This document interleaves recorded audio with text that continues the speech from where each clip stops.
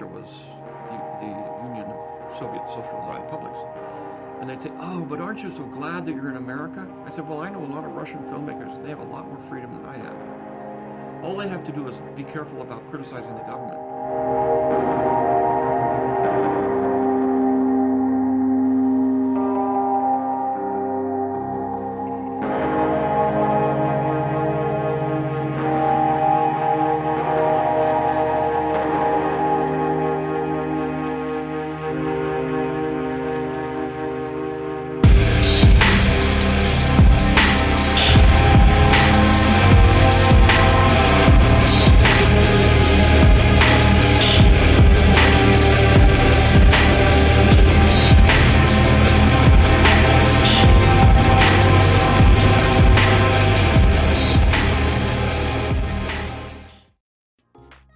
Good evening, everyone. I'm Jason Miles, your host for another episode of This is Revolution Podcast. If you're new to the channel, please like and subscribe. If you're enjoying what you see, make sure to hit that notification bell so you're alerted whenever we go live, because we're constantly adding new shows, doing cross streams with other channels.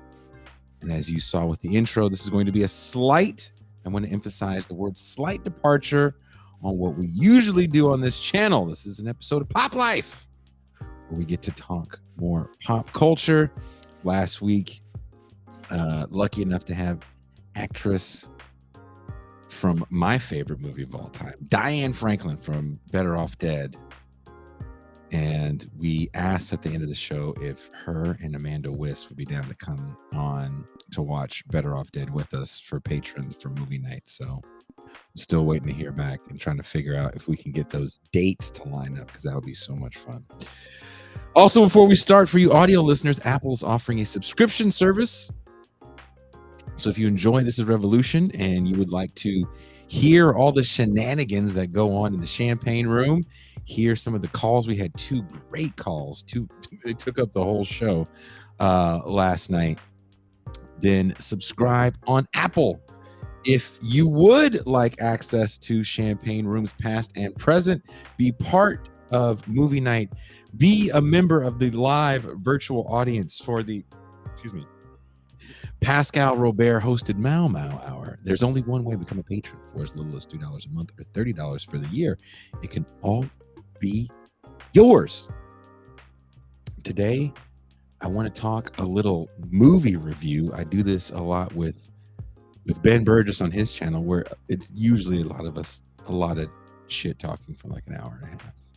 If you've watched any of the movie reviews we do on Ben's channel, it's generally myself and Teray Reed, good friend, and we just kind of roast each other for a good 2.5 hours, kind of sort of talk about a movie. A lot of roasting and shit talk, but it's a lot of fun. This is going to be a little bit more serious, because this, for me, movie kind of blew me away. I saw it when I was very young, maybe like 11 or 12. And I don't even think I had seen the original Psycho. I think I knew of the original Psycho, as it's one of those movies that's just so iconic, you can't not know about it. But I had never really sat down and watched it at that point. But again, I probably saw this at like 11 or 12. And I think it was one of those things where they were showing Psycho 2 and 3 back to back on like Cinemax or Showtime or something like that. Again, as I said before on the show, I spent a lot of time home alone as my mother worked nights. And I didn't, the impact of those movies didn't really hit me. They were, definitely engaging. Watching them again as an adult, I was really blown away by part 2.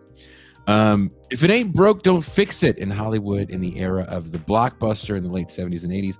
The motto was more like, if it hits, make more. Star Wars had people going back to see it in theaters dozens of times, so a sequel had to be made, right? People needed more space westerns. Even though evil is defeated and the big bad is destroyed, peace was once again bestowed upon the galaxy, but we needed to sell more toys. Capitalist production made for some horrible sequels and prequels to movies that for the most part had definitive conclusions. When the T-800 was destroyed at the end of Terminator, we never thought we'd get more movies from that franchise. Same could be said of a movie like The Matrix. These weren't necessarily to be continued type films. Back in Hollywood's heyday, filmmaker Alfred Hitchcock hit big with a movie loosely based on the incestuous Oedipal mother-son relationship of serial killer Ed Gein. with his movie Psycho, a thrilling tale that is a noted classic film. Not many people thought a sequel would be any good. Most people I bring this up to have never bothered to watch Psycho 2 or any of the 80s Psycho movies.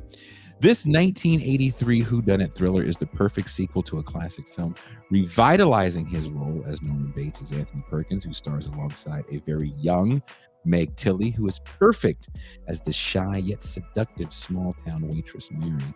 Tonight, I have my friend and film critic, podcast host, J.G. Michael, and we're going to take a deep dive into the Psycho franchise and discuss why its sequel is an important film, especially today, and why you should watch the third installment in the franchise as well. Please welcome the host of Parallax Views, J.G. Michael. Hey. By the way, I have to say something here, Jason. You mentioned Amanda Wyss, and I can't go without mentioning today is actually Freddy Krueger Day, and Amanda was in Nightmare on Elm Street. It's literally Freddy Krueger Day. Los Angeles mayor in 1991, Tom Bradley, declared that this was Freddy Krueger Day, September 13th. So, anything to cash in on a winner. Right? The late Tom Bradley wanted a Freddy Krueger Day. Interesting. Is this like the day the first movie came out or something? No, it was when Freddy's Dead: The Final Nightmare came out. So they did it for the release, but that's why I usually watch Elm Street movies on September 13th because of that. But okay, well, you guys heard it, September 13th. Let's watch Freddy after we're done with this. Let's all watch Freddy. Let's have watch parties on Amazon. God damn it. Also, I'm jealous you got to speak with Diane Franklin because I loved her in Amityville 2, The Possession, my favorite Amityville movie. You loved it because she had a nude scene in that movie, didn't you? You loved the nude scene, didn't you?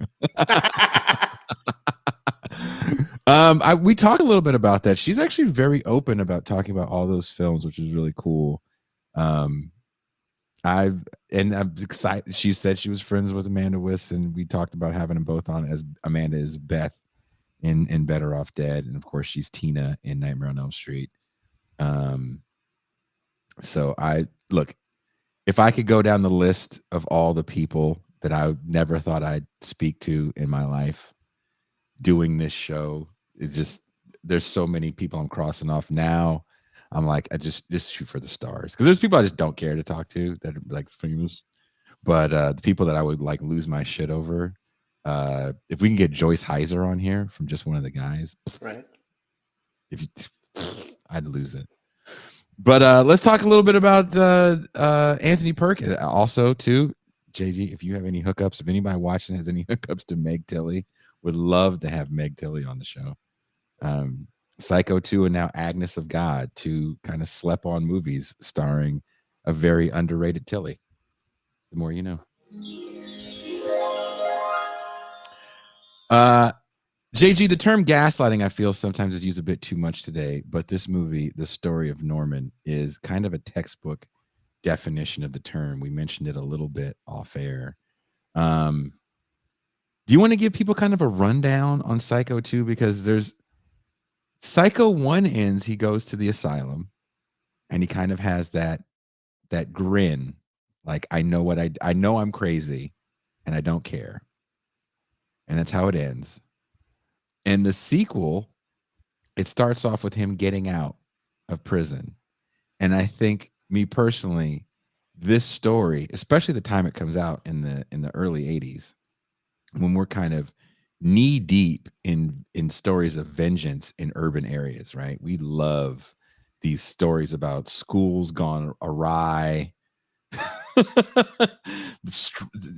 firm, ham-fisted principals and teachers have to, restore order. That's also when you got all the Death Wish sequels coming out. Oh yeah, we're prime Death Wish 2 and 3, right? So we're in an era, I call it I call the moment we're in right now the Bronson age, right? We're still in the moment of vengeance for vengeance sake. And one of the themes in this movie to me is that Norman can never escape his past.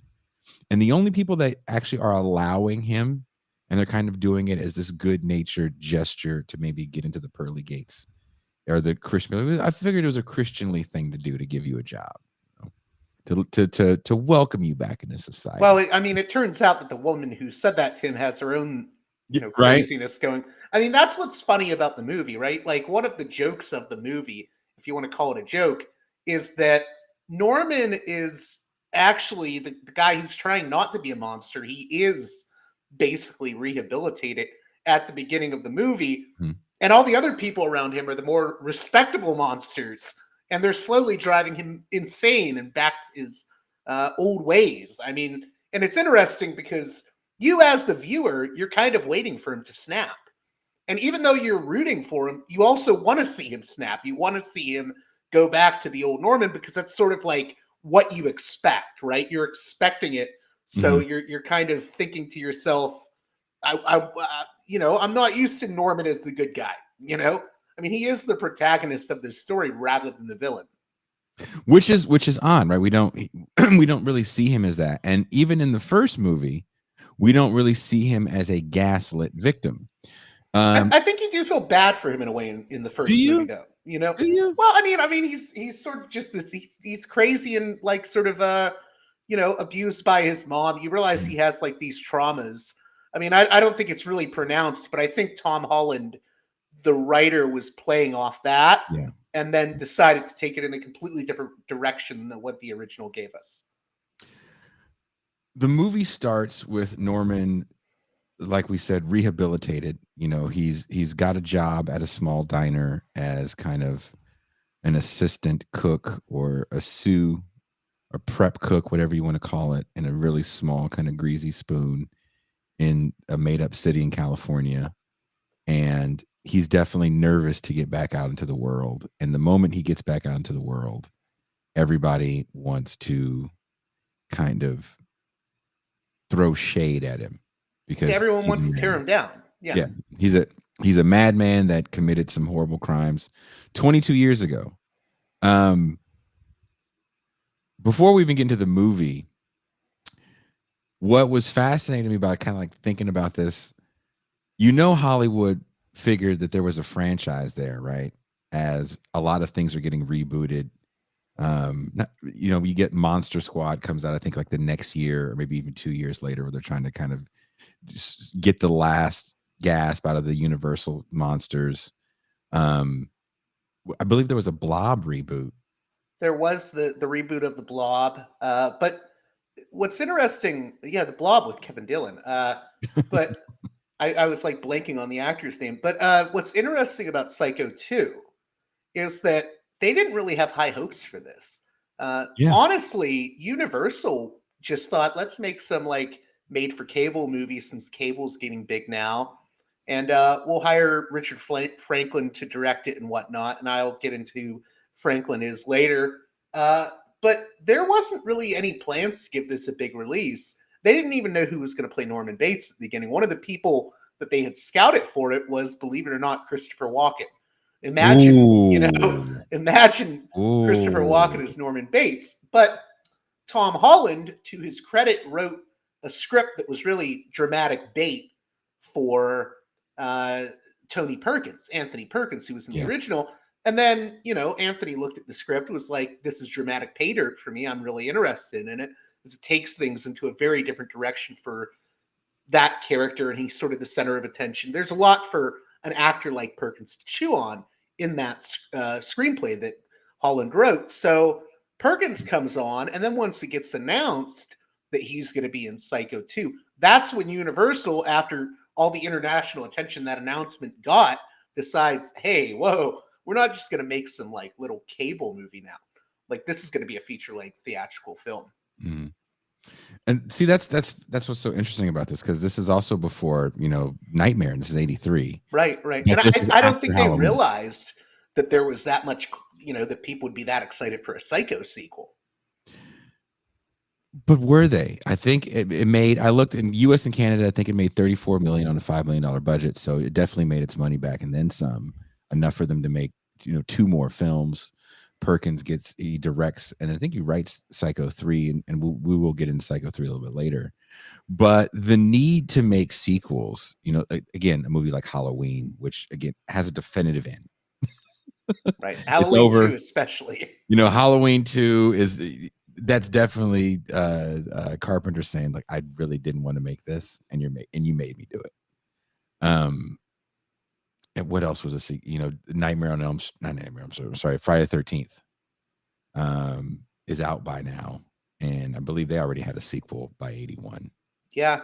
I think the first one came out in 80, 81, and then 82 they come immediately out with Friday the 13th Part 2. It's like if it's hitting, we got to make a sequel. Jaws. I mean, at this point, you were even getting sequels to things like The Hills Have Eyes. Wes Craven went back to that and did one in the 80s, The Hills Have Eyes which Part was 2. not good. I mean, it's fun trash, but I was not a fan. I can understand. And when you watch Psycho 2, because you have a movie that's 23 years old that you're making a sequel to, because the first one comes out in 1960. The fact that you can get Anthony Perkins in it is kind of a massive win, and also the mom, Meg Tilly's Vera mom, Miles, right? Yeah, Vera Miles, who was in the original as well. Yeah, is in the original Psycho as well. This is a sequel done right. There's a few times in history where these sequels are done really, really well. What's interesting to me, though, is Norman Bates, and maybe it's because this also is made before we know about how big merchandising is going to be with horror movies, right? We still don't know what the merchandising world is going to look like after Freddy turns into Bugs Bunny, after Nightmare 4, and Leatherface 9. But Norman Bates, to me, is a forgotten character in horror lore, mainly because most people just leave him in 1960 and they never go back and revisit these movies, almost as if they're not canon. Granted, there was shows that came out later. A few years back, they had the Bates Motel show, which tries to give you kind of the prequel to the Psycho movies, and I never got into that. My daughter actually loved it. I never got into it. Yeah, but that doesn't even get into like the really crazy spin-offs they tried doing. Like there was I think in the late 80s or early 90s, they tried doing a show called Bates Motel that was going to be like an anthology show with Bud Cort, that actor from Harold and Maude, inheriting the hotel the motel from Anthony Perkins' character Norman Bates, and like it would be a different story each week. So I mean, there's all kinds of like forgotten Psycho stuff out there that was tried. And Psycho is one of those things that they keep trying to hit. It's always going to be overshadowed by that original, Hitchcock classic. I mean, hell, they even tried to do that in the 90s. Weird remake with Vince Vaughn that is literally shot for shot the same movie. Only worth watching because Anne Hatch, rest in peace, does something different with the role. But I mean, they've done weird stuff with the IP there. But this one is really the movie done right, and I think because the story is less a slasher, and it really, this is just my opinion, it's a mystery. Yeah, it's first of all, it's a mystery, and I'm sure Tom Holland was like, yeah, maybe be like, sure, I said tried to do all those deep things with the story. Maybe it was just accidental, but I really think it hits on the way in society that we view mental illness is something that's perpetual, and you never get out of it, and you're stuck for life. And B, the worst thing you've ever done in your life is who you are for the rest of your life. Rehabilitation, outside of the movie, the idea of rehabilitation is a foreign concept to most people. I don't care what your political leanings may be, who you think you are. A lot of people do not believe in rehabilitation. And this movie really shows why. And it's because a lot of us view crimes, especially capital offenses, through the lens of vengeance. We can only get justice if we get vengeance. And vengeance goes so far for these characters, and of course this is a movie, it's fictional, that they commit capital murders themselves, trying to get this man to do something bad, which he doesn't want to do. They cannot accept the fact that maybe, just maybe, he has rehabilitated himself and does not want to harm anyone. And I was Go going ahead. to say in that regard, I love the line where the sheriff says, the sheriff in this movie says at one point to one of the other people in the police department, you know, Norman Bates may be crazy, but there's a lot of people in this town giving him a run for his money. I mean, but it plays into what you're Yeah. saying. Like there is a sort of respectable craziness that the movie is looking at. Like I mean, really, the characters in this movie, most of them are more crazy than Norman is. You know, which is why it's one of the reasons it works so well, to be honest. Norman is a person who's just got out of the facility. He's on shaky ground. He looks like a person that's been in a detox facility.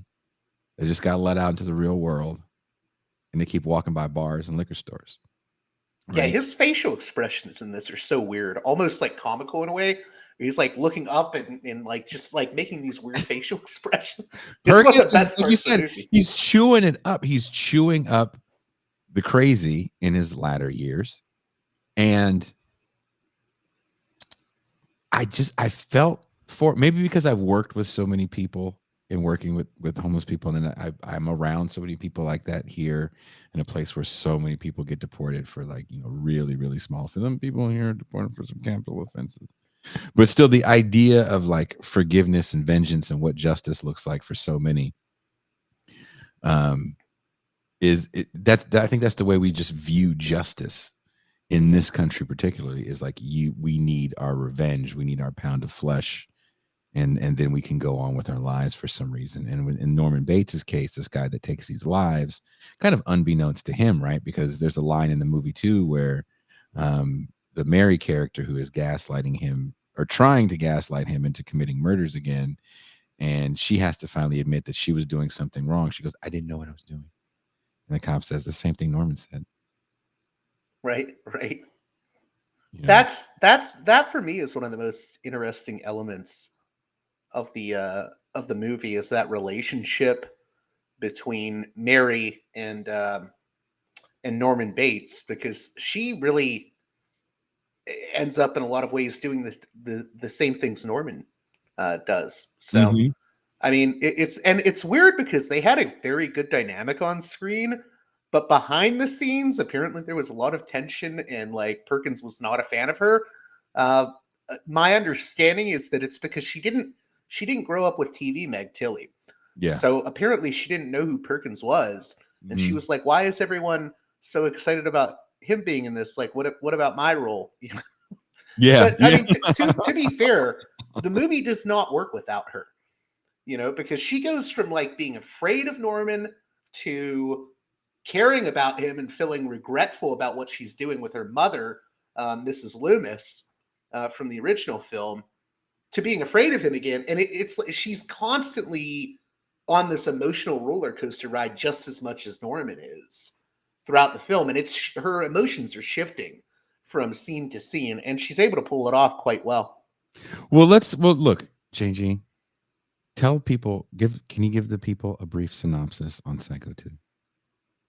Well, I mean, I think we went through it. Norman gets out of the institution. His psychiatrist, Dr. Raymond, I believe, played by Robert Loggia, a great character actor, by the way, you know, tries to get him set up. He's working as the assistant to a cook at the nearby kitchen, and everyone around town is kind of put off by him. They're like, "Oh, you know," it's almost like they're looking at him like he's the vampire, and they have to put the wooden, you know, crosses up, right, the crucifixes, Yeah. and he ends up hitting up this friendship with Mary, who is working at the kitchen with him. And, you know, it's slowly the big reveal, of course, is that she's working with her mother, Mrs. Loomis from the original film, to gaslight Norman, to push him over the edge. Meanwhile, though, there's these murders happening. And Mary knows that Norman can't be doing it because, you know, while they were gaslighting him, you know, they'd locked him in the attic. So they're gaslighting him by going around, locking him in places, leaving him, you know, these notes that claim to be from his mother, and dressing up as his mother, Mrs. Bates. But she knows he can't be committing these murders. So you have a bunch of these weird occurrences happening in these murders. And Norman, starts to believe, oh, it must be Mother. Meanwhile, Mary's trying to figure out who is really behind this. And of course, I don't want to give away the final 5 minutes of the Give it away. film, It's but 40 years old. It's literally that's 40 a good years point. old. Give it We away. find out that the woman who got Norman hired at the kitchen, at the restaurant, was his actual mother. And Mrs. Bates was actually her sister, and Mrs. Bates had adopted Norman and never told Norman about his biological mother. And after everything that has happened, because basically everyone just dies in this, right? Mhm. Even Meg Tilly dies, as Mary, and she dies believing that Norman has been doing all these murders, even though she should know better. But she says to Norman, "Oh, I just couldn't tell you, but I wanted to help you, and that's why I killed all these people." And you just see Norman there, like, what? Like, that's the last straw, and he finally has it, and he feeds her poison, and then hits her with the shovel. And I love the twist ending, because it's like, after all that, you think, oh, Norman's going to be okay, and then it's like, no, no, no, no, no, no, no. We have to end this on the most dour of dour notes. I mean, it was dour enough having the Meg Tilly character die, because she really does have a rapport, I think, with Norman, and you feel bad for her, and you want her to, in a way, I think you want her to end up with Norman at the end, but that doesn't happen. And then to add to that, you have Norman, finding out, oh, Mrs. Bates wasn't my mother. This is my biological mother. She just killed a bunch of people. I can't stand this anymore. And he just snaps finally in the last 2 minutes of the movie. Which is, look, he's trying to hold it together throughout the whole movie, and you want him to too. That's you why want I think him, the film works. Well. The film works well because you so want him to hold it together in this whole movie. And there's scenes I watched it right before we got on air, and there's a scene where he's in, he has someone the court had ordered someone to run the hotel for him while he was in the facility. Because remember, he's in a you're talking about the sleazy Dennis Franz character. Dennis Franz, who plays sleazy better than anyone else in the business. I refuse to believe that man is not a sleazeball in real life. He just does it way too well.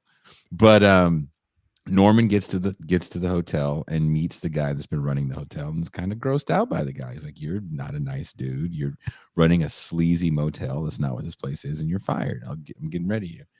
And the Dennis Franz character is kind of harassing him at work, and definitely harassing Meg Tilly, who in turn is turning up the heat by leaving a note. This is such an old diner. They put the tickets on the little roundabouts, the spinning wheel, and leaves a ticket that says, "Mother, Norman killed that whore." And Anthony Perkins' character is wigging out because he knows someone has to be messing with him. And the whole movie starts with Robert Loggia, the psychiatrist, going, "Okay, Norman, your mom's dead, right?" And Anthony Perkins, yeah, my mom's dead. That's behind me now. And the moment he gets to the free world and starts just trying to live, right, he's getting bombarded with phone calls and crazy messages at his job that's saying that his mom is alive, and he's fighting to hold it together. And what's interesting about the Meg Tilly character is when you get the reveal, which is about the second act of the movie. Yeah, I think I clocked it at around 50 minutes in. It's a slow burn to me. The movie, because it's like an hour and 52 minutes. It's almost 2 hours. Almost a 2-hour movie. And it flies by. I will say that. That's the 2 hours that really flies by. By the time you find out that Meg Tilly's mom is the one that's been calling Norman and throwing her voice, acting like his mom, and actually setting her own daughter up to possibly get hurt by this man, you have to look at her character as a Norman Bates character herself. Because she admits in probably the third act, "Look, Mom, I went with you to all the rallies. I went with you to all the court appearances. I signed all the petitions. I just don't think dude's a bad guy." Because I think she's starting to see a bit of herself in him.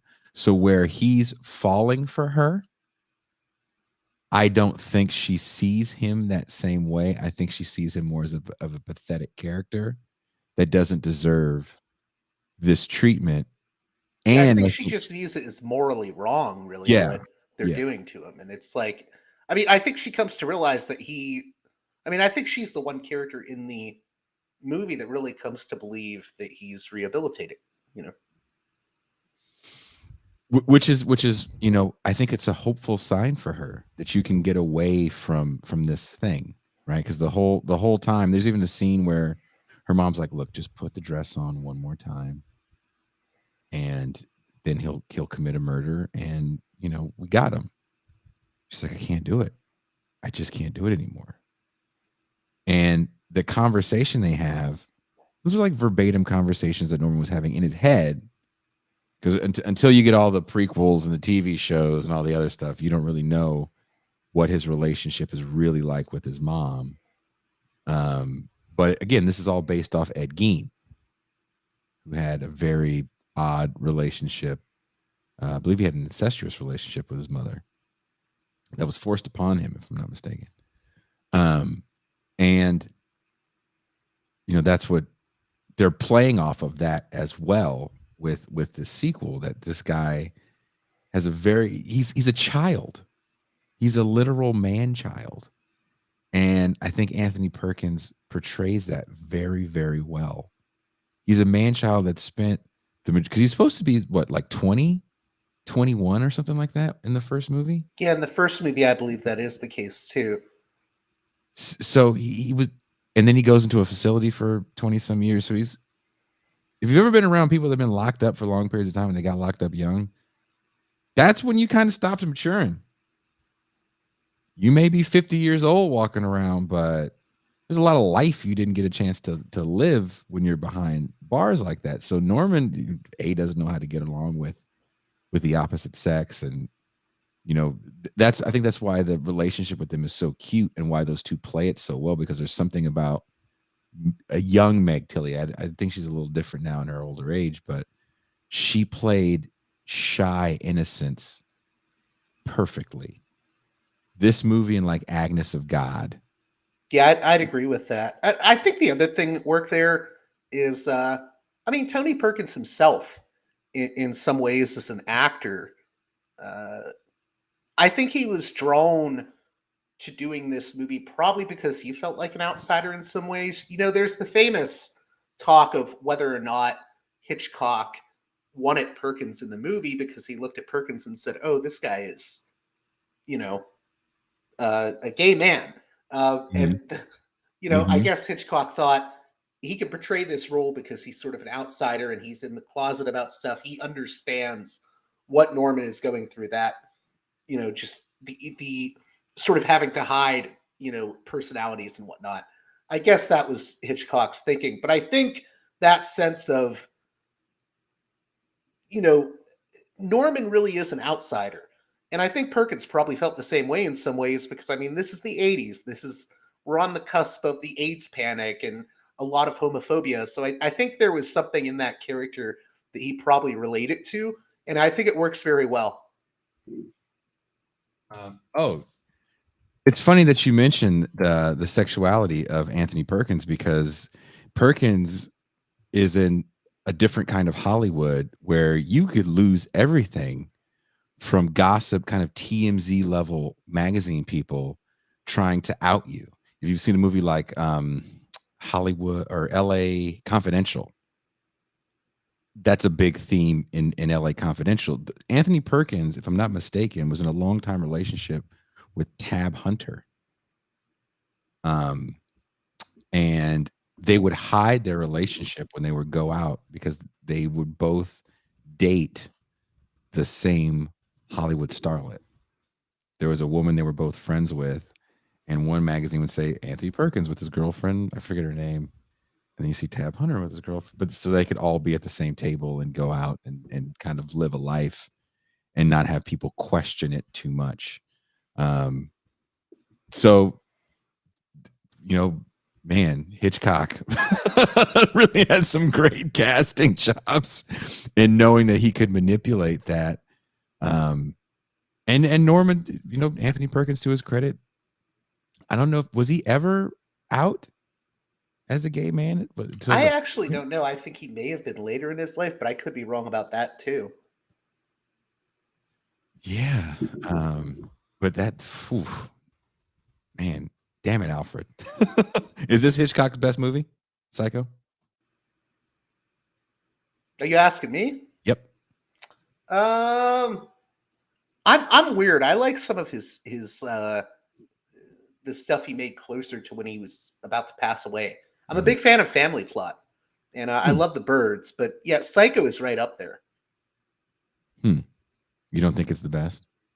I mean, it's certainly the most memorable with the shower scene, which of course I like how they replay. I mean, we said that the psychiatrist scene is the start of Psycho 2, but really it starts with a rehash of the famous scene of Marion Crane's death Yeah. in the first movie.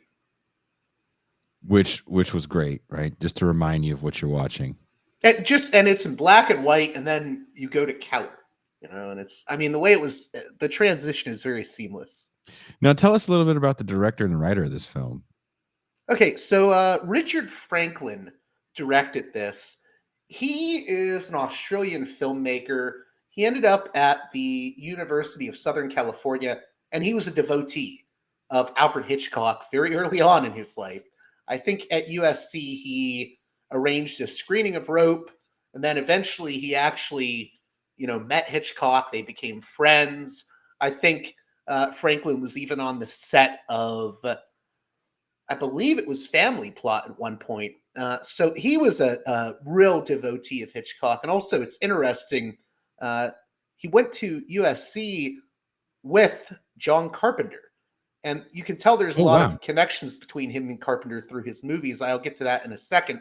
Mm-hmm. But, he starts out his film career essentially making like sex comedies and softcore pornos. He made like a movie in '76 called Phantasm with an F, starring Ushi Degard, who was known for her bust. And she's in like a bunch of Russ Meyer movies. But that's how he started. And you see this with a lot of these type of filmmakers. Wes Craven started out in adult films too. And then all of a sudden he makes this movie called Patrick, which is a very highly regarded, sort of low budget horror thriller. And after that, he does this great movie called Road Games. It's an Australian classic and basically the ultimate homage outside of De Palma movies to Alfred Hitchcock. And Road Games. Doesn't Tarantino say that's like his favorite movie of all time? I don't know, but that wouldn't surprise me given Tarantino's love of, cult films. But Road Games is a really good movie, actually. It's sort of an Australian outback road movie with a killer on the loose and Stacy Keach trying to track him down. And also it features Jamie Lee Curtis. Jamie Lee Curtis ended up in that movie because of the connection between Franklin and Carpenter. Road Games was well received enough that Universal was looking for a director for Psycho 2. They say, oh, this guy could do Hitchcock. They get him.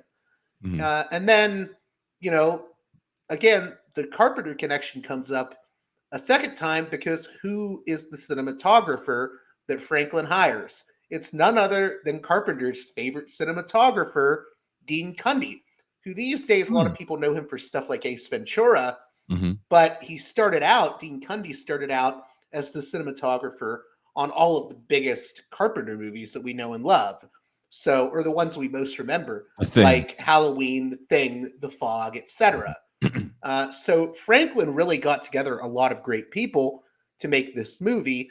And, he was familiar with Hitchcock. He was really a devotee of Hitchcock. He knew how to do suspense and he knew how to do sort of a lot of style and a lot of, I think the cinematography in the film, there's a lot of shots in it that are they're not as cookie cutter as a lot of horror movies of the time. At times I almost feel like I'm watching a comic book when I watch Psycho 2 with some of the shots. Yeah, there's some scenes that almost remind me of Creepshow, but not as campy. It's yeah. They were able to pull back the camp just enough. Right. The scene I always think of is the scene where it's switching between the face of Dennis Franz, the sleazy motel manager guy, and Mary McTilly's character, and you have Toomey saying to her, "Oh, how was it? How was it sleeping with, Norman Bates?" And you have that shot of her where it's like the camera's looking up at her, and she just says, "Better than you'll ever know, fat boy." And just the way the shots are framed is it adds like a comic touch to it. But, Uh, and that's also one of those scenes that kind of lets you into that Mary isn't as innocent as right, she's playing, because why would you antagonize this man? Well, she knows she had an ulterior motive, right? She's trying to get Norman to lose his shit. right, right, right. But so you have you have Richard Franklin directing it, capable hands there. And then Richard Franklin sought out someone that could, do this movie justice, and he enlisted Tom Holland to write this movie. And Holland, I think, is a very underrated person within the halls of horror movies and genre films. Holland is perhaps, I would say, best known for writing and directing Fright Night, as well as directing and co-writing Child's Play, the Chucky movie. And those are, You only did first one, or did you do the first two? he did the first one. Okay. But I mean, he's done tons of other stuff. He did a really good. It was supposed to be a horror comedy, but the studio butchered it and turned it into an erotic thriller. The movie The Temp from 1993 with the amazingly beautiful Laura Flynn Boyle from Twin Peaks. Mm-hmm.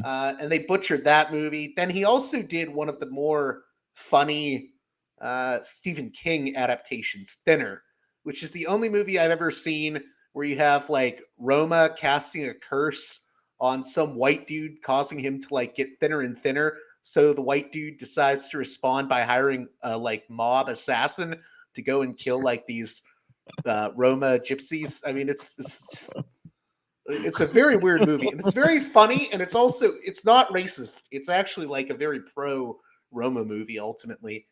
So I mean, Holland has a few more credits than people realize to his name.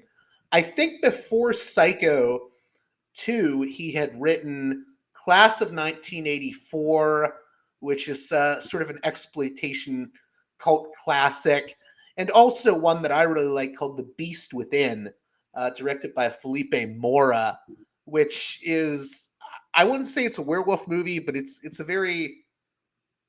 in that vein of being a werewolf movie. It's sort of like Ginger Snaps deals with the idea of hormonal changes in a teenager through the metaphor of monsters and stuff of that nature. So he does The Beast Within, which he wrote. He doesn't direct a movie till 1985 with Fright Night, but he writes The Beast Within. I guess Richard Franklin sees it and says, "I want you to write Psycho 2."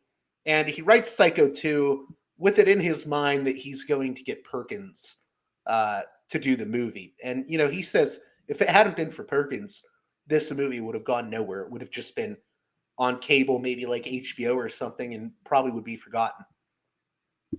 Oh yeah, you need Anthony Perkins to come back and play Norman Bates. But for Holland, me, real quick, I was going to say Tom Holland, I think, really is one of the key factors to this movie working, because I mean, he turns all the expectations on their heads. So for me, like, a lot of the credit for why this movie works has to go to him, because he plays off that idea of, like I said, with the original Psycho, you may not feel bad for Norman, but he's like mentally ill, he's traumatized, and you don't know that he's in control. Like he sort of has this alter personality that takes over.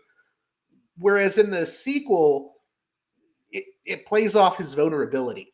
He's a very vulnerable person. Even in the original movie, he's just this very weird, sort of shy guy. Mm-hmm. Before you know he's committing the murders, you kind of feel bad for him. Whereas in this movie, I think it really plays on that vulnerability, and you eventually start rooting for him, despite him being, the guy who was killing people 22 years ago. Which is why the third one is, what's that? which is why the third one is such a change of pace as well. Yeah, yeah. And before we get into the third one, I wanted to say I didn't realize Tom Holland wrote Cloak and Dagger. Yes, I Henry still Thomas. need to. I haven't seen Cloak and Dagger, but You're around my age. There's no excuse. Did you grow up in a devout, like freaking Mormon household or something? Were you like hardcore cat? What were your parents like? Weird hippies who wouldn't let you have television, like Ben Burgess? Is that how you grew up? You didn't have a television? What happened? It's weird. I didn't know about that movie until recently. I don't know why. Did you It's not like have a cable in Cold the War 80s? sort of adventure spy film, right? Super Cold War. Okay. There was this moment where It's like people prime 80s Cold War in the same way that like War Games is. It is right? literally war games for kids. Okay. When they found out, look, we have multiple demographics and we can make movies for multiple demographics. War Games is not hidden with the fucking 6 to 13s. Cloak and Dagger is going to hit with the 6 to 13s. It was like Goonies meets War Games.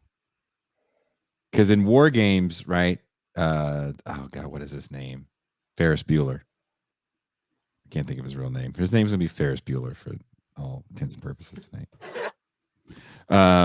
He plays a video game, and of course, it almost sets off World War III, right? In Cloak and Dagger, Henry Thomas's character is enamored by a video game action person who's played by Dabney Coleman, and it's all in his imagination. And he actually has a video game that inside the video game is this like secret chip that the Russians need. You know, it's one of those kinds of things. And Henry Thomas is coming off E.T. So if you had just watched Goonies or E.T. or any of those movies, this is like perfect for you because you want to see more little kids win. And Dabney Coleman plays a very good kind of dad spy role as the kid's imaginary superhero father-like character. But I didn't realize Tom Holland wrote Cloak and Dagger. Yeah, I mean he's all over the place with his career. He even got into acting. He's in what should we call it? He's one of the main characters in Adam Green's Hatchet 2, if you've ever seen the Hatchet. I saw the movies. first couple, so I got to rewatch it now because Tom Holland's like 80. He's not a young man. Yeah, and he's acting in Hatchet 2 is one of the main. I'm like, wait, he's an actor now? What is this? And Fright Night. We were talking about Fright Night earlier. Fright Night, Lost Boys, Near Dark, the 80s vampire movies to me are some of the best because they totally changed the genre and get it out of the castle. And I was so mad that the 90s they wanted to put it back in the castle. You didn't mention my favorite one, the 1986 movie Vamp. Oh, how can I with Grace Jones. That is the weirdest. Oh. I watched that. I saw it for the first time a few months ago, and I was like, wait, Tarantino stole the vampire bar idea from Dusk Till Dawn for this movie. To this day, and no one ever mentions that movie when they talk about the 80s. I will not watch films. Vamp alone to this day. When that came out in 86, it hit cable probably like the next year. I don't think Vamp did that well at the box office. I don't think people got it. There's some sexy vampire thrillers. There's another vamp with David Bowie. What's the David Bowie vampire movie? The Hunger. I love The Hunger. There's some sexy Susan Sarandon too. Right, there's some sexy vampire movies that come out in the 80s, but they're definitely out of the castle. And the Christopher Lee Dracula is gone. And Fright Night for me was a great movie. I love Fright Night. Scared the hell out of me as a kid. And I loved everything about Fright Night. Tom Holland didn't have anything to do with the sequel, did he? No, he didn't work on the sequel. So. I don't think so. But yeah, Vamp. He also did Fatal Beauty, that murder mystery movie with Whoopi Goldberg. I think I went to the movie theater. I went to the movies. Or no, he didn't write that. He directed. I went to the movies with my mom to see anything Whoopi Goldberg was in. Jumpin' Jack Flash, Burglar. You ever seen that one where she teams up with a dinosaur? Was it in the 90s? Theodore Rex? No. She literally teams up with like a dinosaur humanoid to solve murders. No. I can't believe you haven't heard about this piece of crap. It's terrible. I saw Clara's Heart with freaking her and Doogie Howser. I think that's enough for me. when it comes for Whoopi Goldberg movies. I don't think Whoopi Goldberg sing Clara's Heart. But let's talk a little bit about Psycho 3, which definitely takes a departure from kind of serious commentary, gaslighting, the way we look at justice and rehabilitation, and just gives us a very fun, slashery thriller romp written and directed by Anthony Perkins. Right. That's what I love about it. It's like, I think it may have been the directorial debut of Anthony Perkins. I guess finally he was like, if I'm going to do these movies, I'm going to direct this one. But yeah, I mean, I actually love Psycho 3 just for the opening alone. You have the universal globe that shows up, and then the screen just goes black, and you just hear a screaming woman saying, "There is no God!" And then it shows this woman like deciding, she's a nun, and she's like going to jump off the church building, the top of the tower at the church, and she jumps off. And that opening for some reason has always stuck with me, especially like the first like 5 seconds of darkness, and just, there is no God. For some reason, that line just like sent chills up my spine. And it's such a weird way to start a Psycho movie. And then you get into her hitchhiking until she eventually comes to the Bates Motel. What is that scene supposed to mean? Or is it just he wants to start it off with something crazy, you think? I don't know. I actually had not had a chance to rewatch it. What was your sort of takeaway? I'm not going to lie. I was doing a few different things as I turned it on. And it was one of those movies that was kind of so interesting that I had to stop, kind of cleaning and typing scripts for the show and just sit down and take it all in, because I was wondering how they were going to continue the story. Because again, Psycho 2 ends with Norman committing a crime, but no one knows that he committed a crime. And Psycho 3 kind of starts with this investigative reporter who wants to just talk to serial killers. She's just got a hard on for serial killers, which I think Psycho 3 comes out about 8:45. I want to say 86 or 87 even. And there is a hard on for serial killers in general. I actually was watching something, I can't remember who the serial killer was about, but there were all these news programs that were coming out around the same time, because there's a lot of things that are hitting all at the same time in the 80s. You got the Satanic Panic, which kind of encompasses child molestation and serial killers to a certain degree, right? And we're Yeah, especially when you have figures like Richard Ramirez running around who is really, you had serial killers like him that were almost like playing up that image. And you know what it was? I watched a thing on Henry Lee Lucas, and I've seen it before. I honestly was getting ready for this show. I was trying to just soak in all my serial killer shit, getting ready for the show. I'll use that as my excuse. And Henry Lee Lucas has a kind of an interesting story. I mean, he's a man that literally killed a couple people, but he didn't kill 100 people, and he just started admitting to murders. He just claimed he did, and then claimed it was all part of a secret cult, which, again, I think he called it the Hand of Death, was the cult he claimed existed. Was just making so much. No, yeah, he was completely making it up, and it all played into that Satanic Panic, Which, again, at the time it was hot, and people were using him. If you guys don't know the story of Henry Lee Lucas, there's a movie loosely based on him. Henry, Portrait of a Serial Killer is based on the stories he told. Because at the time that movie comes out, he's still Henry Lee Lucas, the man that was alleged to have killed over 200 people. And what was going on was these Texas Rangers that had captured him. And I forget what crime they actually got him for. I don't know if it was for the original crime that he actually committed. Well, they end up starting what's known as the Henry Lee Lucas Task Force. And they go around asking Lucas, did you commit these murders? And they're using him to solve cold cases. And, the way Lucas explains it is, I was willing to lie. They gave me chocolate milkshakes and let me watch TV if I would confess to murders.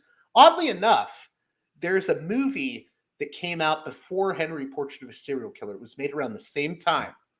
But released before Henry. So you have to remember, Henry was made in the 80s, but it only really came out Late like 89. on video Yeah. in the 90s. Because it was this movie is so graphic, too graphic for the theater. Yeah.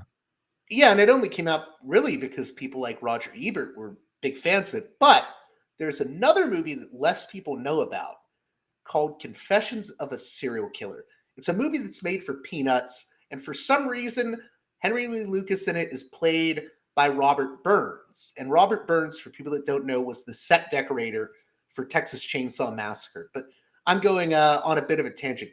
Confessions of a Serial Killer is a really interesting movie from, I think, 86 or 87 that is actually probably a more accurate telling of the Henry Lee Lucas murders than Henry Portrait of a Serial Killer. accurate? Because they actually show the way that the Texas Rangers give him milkshakes and all that stuff. And by the end of the movie, you can't tell when he's lying and when he's telling the truth.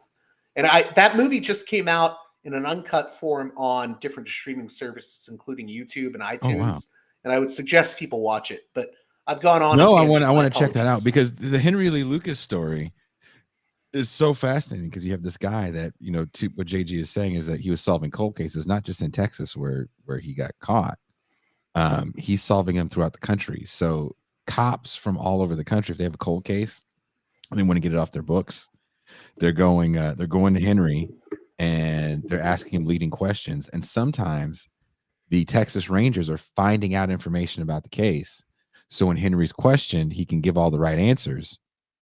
And this man is not an intelligent man whatsoever. I believe he had 3 teeth and they were all rotten. Very, very unintelligent man. He just knew how to get whatever you want to see, he'll be. If you want to see a hillbilly, he'll give you a hillbilly. There's a scene in this documentary I'm watching where there's a film crew from Japan working with a journalist that's kind of trying to find out information about him, trying to find out more about these cases. And Henry goes, I haven't got a few people in your country. And they're like, you killed people in Japan? He goes, yep, killed people in Japan. And they're like, well, how did you get to Japan? He goes, I drove there, of course. He was going to tell tales as long as he could tell tales. And he ends up kind of getting himself in trouble towards the end. He does die in prison. He didn't get the death penalty.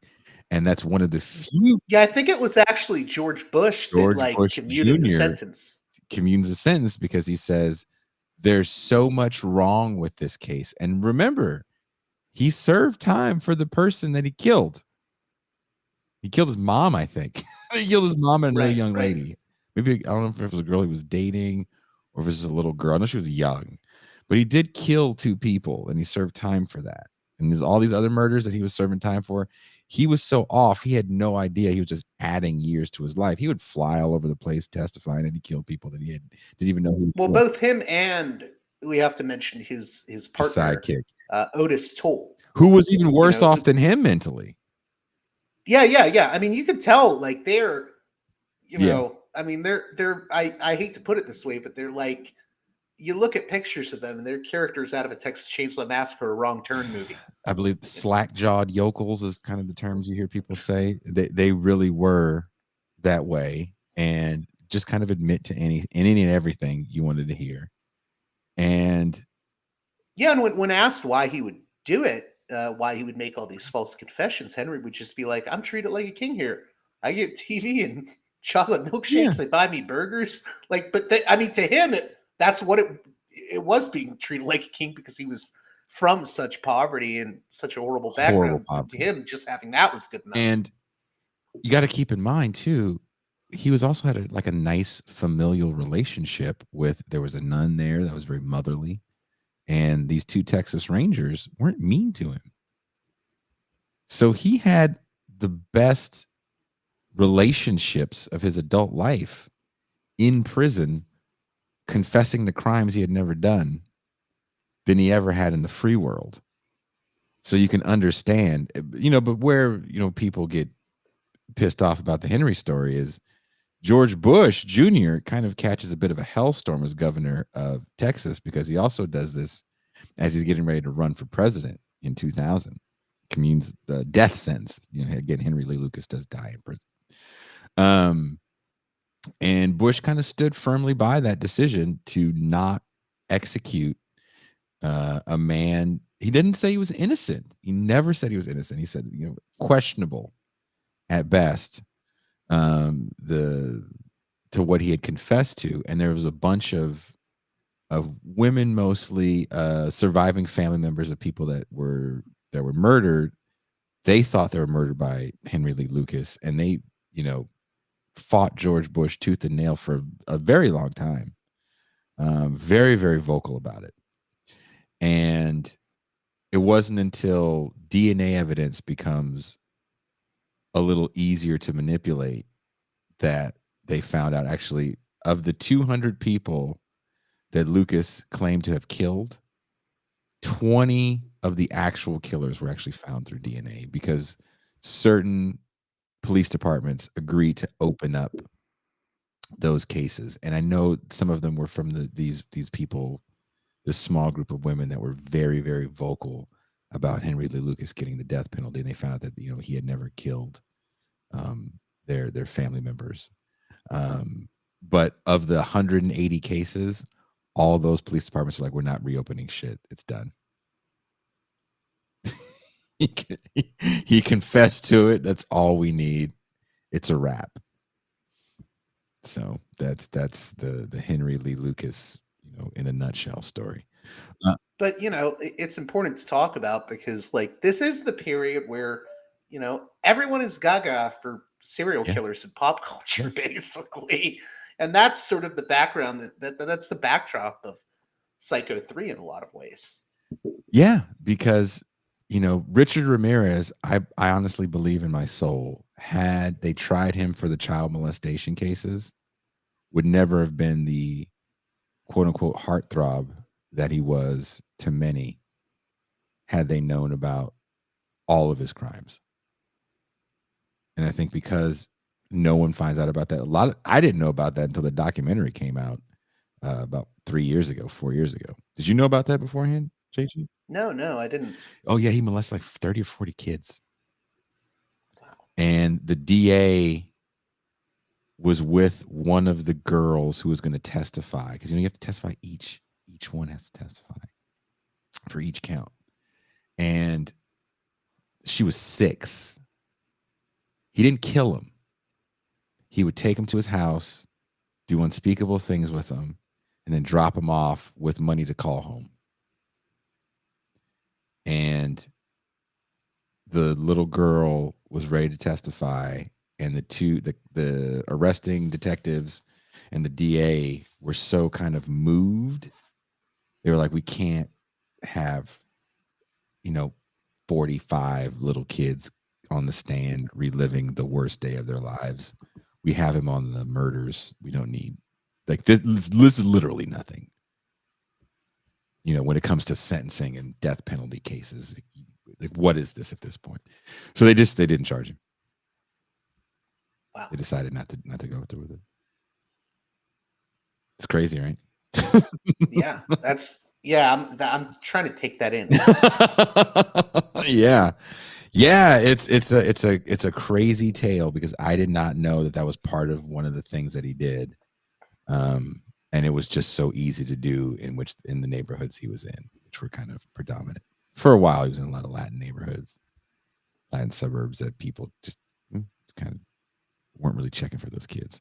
But also, too, they're talking about an era where a lot of kids are getting kidnapped, whether they're custodial or not. It doesn't really matter. There's a whole craze behind that, which the Satanic Panic plays into. Not just the Satanic Panic, but even I think in the 80s, there's this weird phenomena that always happens every few decades of phantom clown flaps, is what they're called by, Fordians. But it does happen every few decades, where people start having mass hysteria about clowns trying to kidnap children. You saw it a few years ago. I forget remember the creepy clown sightings that were happening in 2018? Yes. Well, that was happening in the 80s too. That shit, I think early 80s. So John Wayne people were Gacy scared of clowns. destroys clowns for a lot of people. Right. He wasn't even a clown that much in his life. And that image for a lot of people is just kind of seared into their memory.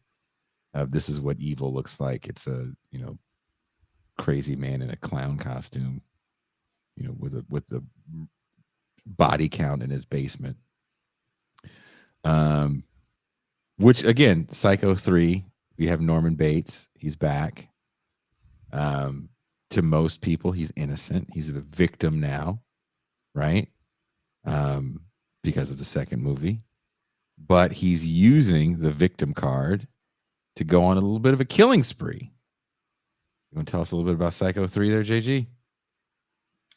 Like I said, I haven't had time to rewatch it again, but the thing I remember from it was Jeff Fahey in one of his like weirdest, sleaziest roles, and I guess he ends up, I mean, you see him at the beginning, he's driving that girl who had jumped out the church. He's like picking her up. She's a hitchhiker now. And he ends up at the motel being like a manager, I believe. Yeah. But what I remember very vividly is just him trying to like, boss Norman Bates around. And then there's the famous scene, which is like oddly psychedelic. Everything is like covered in like red lighting, and he's just strumming a guitar.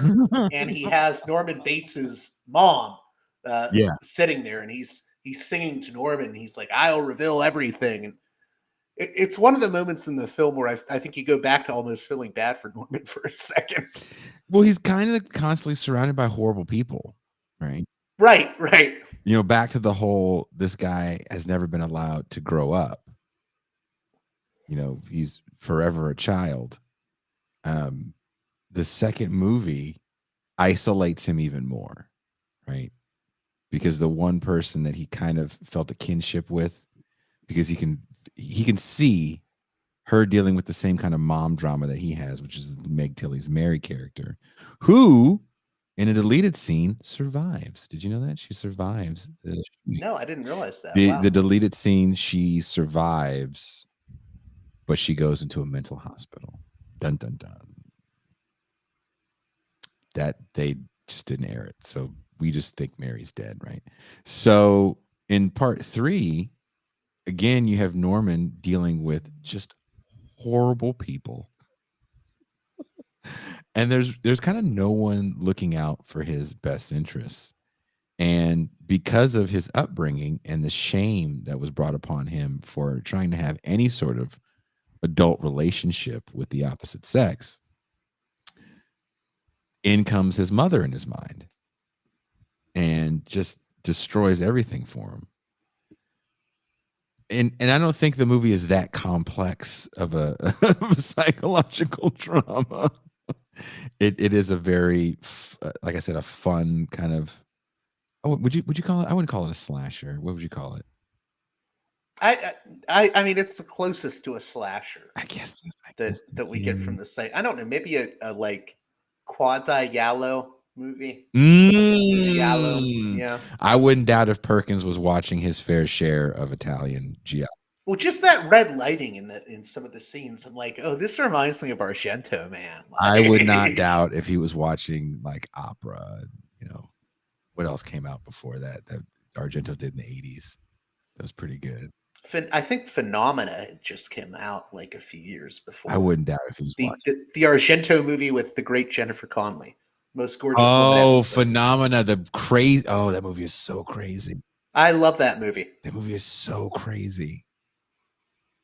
The Bugs, also great use of an Iron Maiden soundtrack. First of all, Italian movie soundtracks, Demons 1 and 2. Yes, yeah, best soundtracks around. Someone says Suspiria, Deep Red. Those are some great movies. Look, Argento movie. I'm an Argento fan.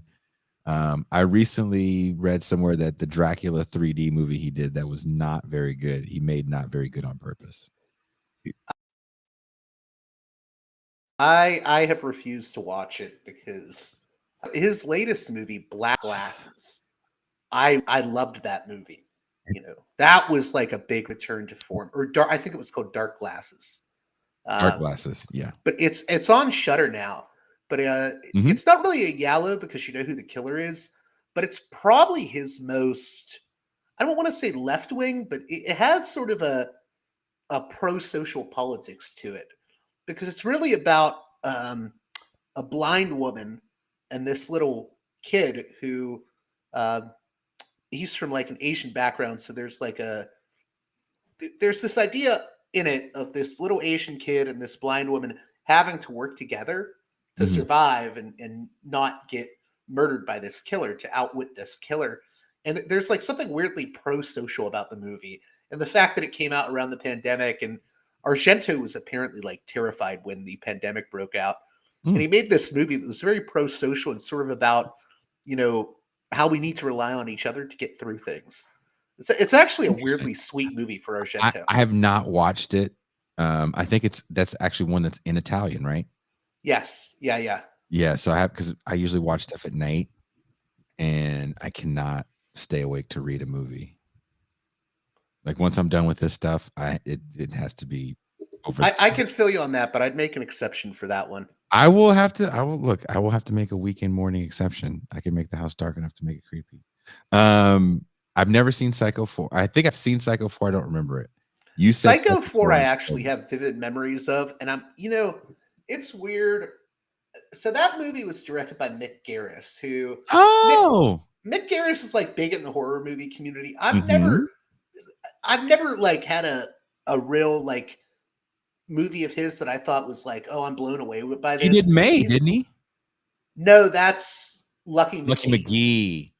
But Mick Garris. What did Mick Garris do? Mick Garris did the Masters of Horror series. He I also know did that. the Stephen King adaptation Sleepwalkers, I believe, with Oh, Brian Krause, where the cat kids people movie. screw each other.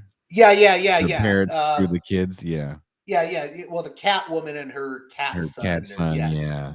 I mean, oddly enough, that also comes up in Psycho 4 in a weird way, because I don't know what it is with Mick Garris, but a big part of Psycho 4, the beginning, is so I'll give away the plot. The plot is Norman Bates, played again by Anthony Perkins, decides to call into a radio shock jock type show to describe killings. This movie came out in the 90s, very apropos, because this is like the rise of Howard Stern and whatnot happening at the time. Late night talk Rush shows. Limbaugh. Yeah. And you have Perkins going over his exploits and how he came to be Norman Bates, Psycho. And a lot of the movie is centered around flashbacks of a young Norman Bates. And oddly enough, there's like, they really explore like this incestuous relationship between Norman and his mother, who oddly enough in the movie is played by Olivia Hussey or Yusi. Okay, I remember that. Yeah, I vaguely remember Black that. Christmas. And she's probably more known to everyone else for like Romeo and Juliet, 1968. And she's really like the best part of the movie by far. But like, it's weird. Like they really get into like the incestuous nature of the relationship between Norman and his mother, so much so that they're like wrestling on the ground, and then they're wrestling and laughing together. And then Norman's mother goes crazy and is like, "You filthy little thing," Yes. Yeah, I felt your boner. Like, so I don't know. Mick Garris explores that territory of both Sleepwalkers and Psycho 4. I don't know what's going on there, but so Mick Garris directed Critters 2. Yes, which I do like that one a lot. Actually, is the best of the Critters series. He directed Sleepwalkers. He directed Riding the Bullet. I've never seen that. Riding the Bullet's a good Stephen King adaptation, actually. But he directed Nightmare Cinema. Have you seen that? No, I haven't. I haven't seen that one. And he's acted in a bunch of stuff. Television wise, I did not realize that Psycho 4 was a made-for-TV movie. I was going to say it was a made-for-TV movie, and it has the best ending. Mm-hmm. Because, at the end of the movie is the definitive ending to Psycho. Norman Bates wins at the end. He leaves it all behind and stops being a killer. And, he burns down the house. It's a weirdly sweet ending, because you're like, oh, finally Norman is free, But yeah, you're right. He wrote 4 episodes of Masters of Horror. Well, he created that show. He created the show, but he only wrote 4 episodes of it. And I think he's worked on a lot of movies as well, though. Yes, he has. Yeah. In some capacity, writing, co-writing. lighting. I think he's one of those guys that has done a lot of stuff in the movie business. Well, he just loves the genre. Like he is a horror fanatic. If you've ever met him at cons or anything, like he does a lot to keep the genre alive, and to really promote it. But I thought side note, Masters of Horror was a great way to promote the genre. The Masters of Horror, to me, for that moment in time, was like the best horror stuff that was out at the time. No, Masters of Horror was great. The less said about the sequel series that was on MSNBC, the better. But you remember Fear Itself on NBC? It was Masters of Horror, but they called it Fear Itself, and it was just not. They edited everything out. No, it was like a new series, but it was Uh-huh.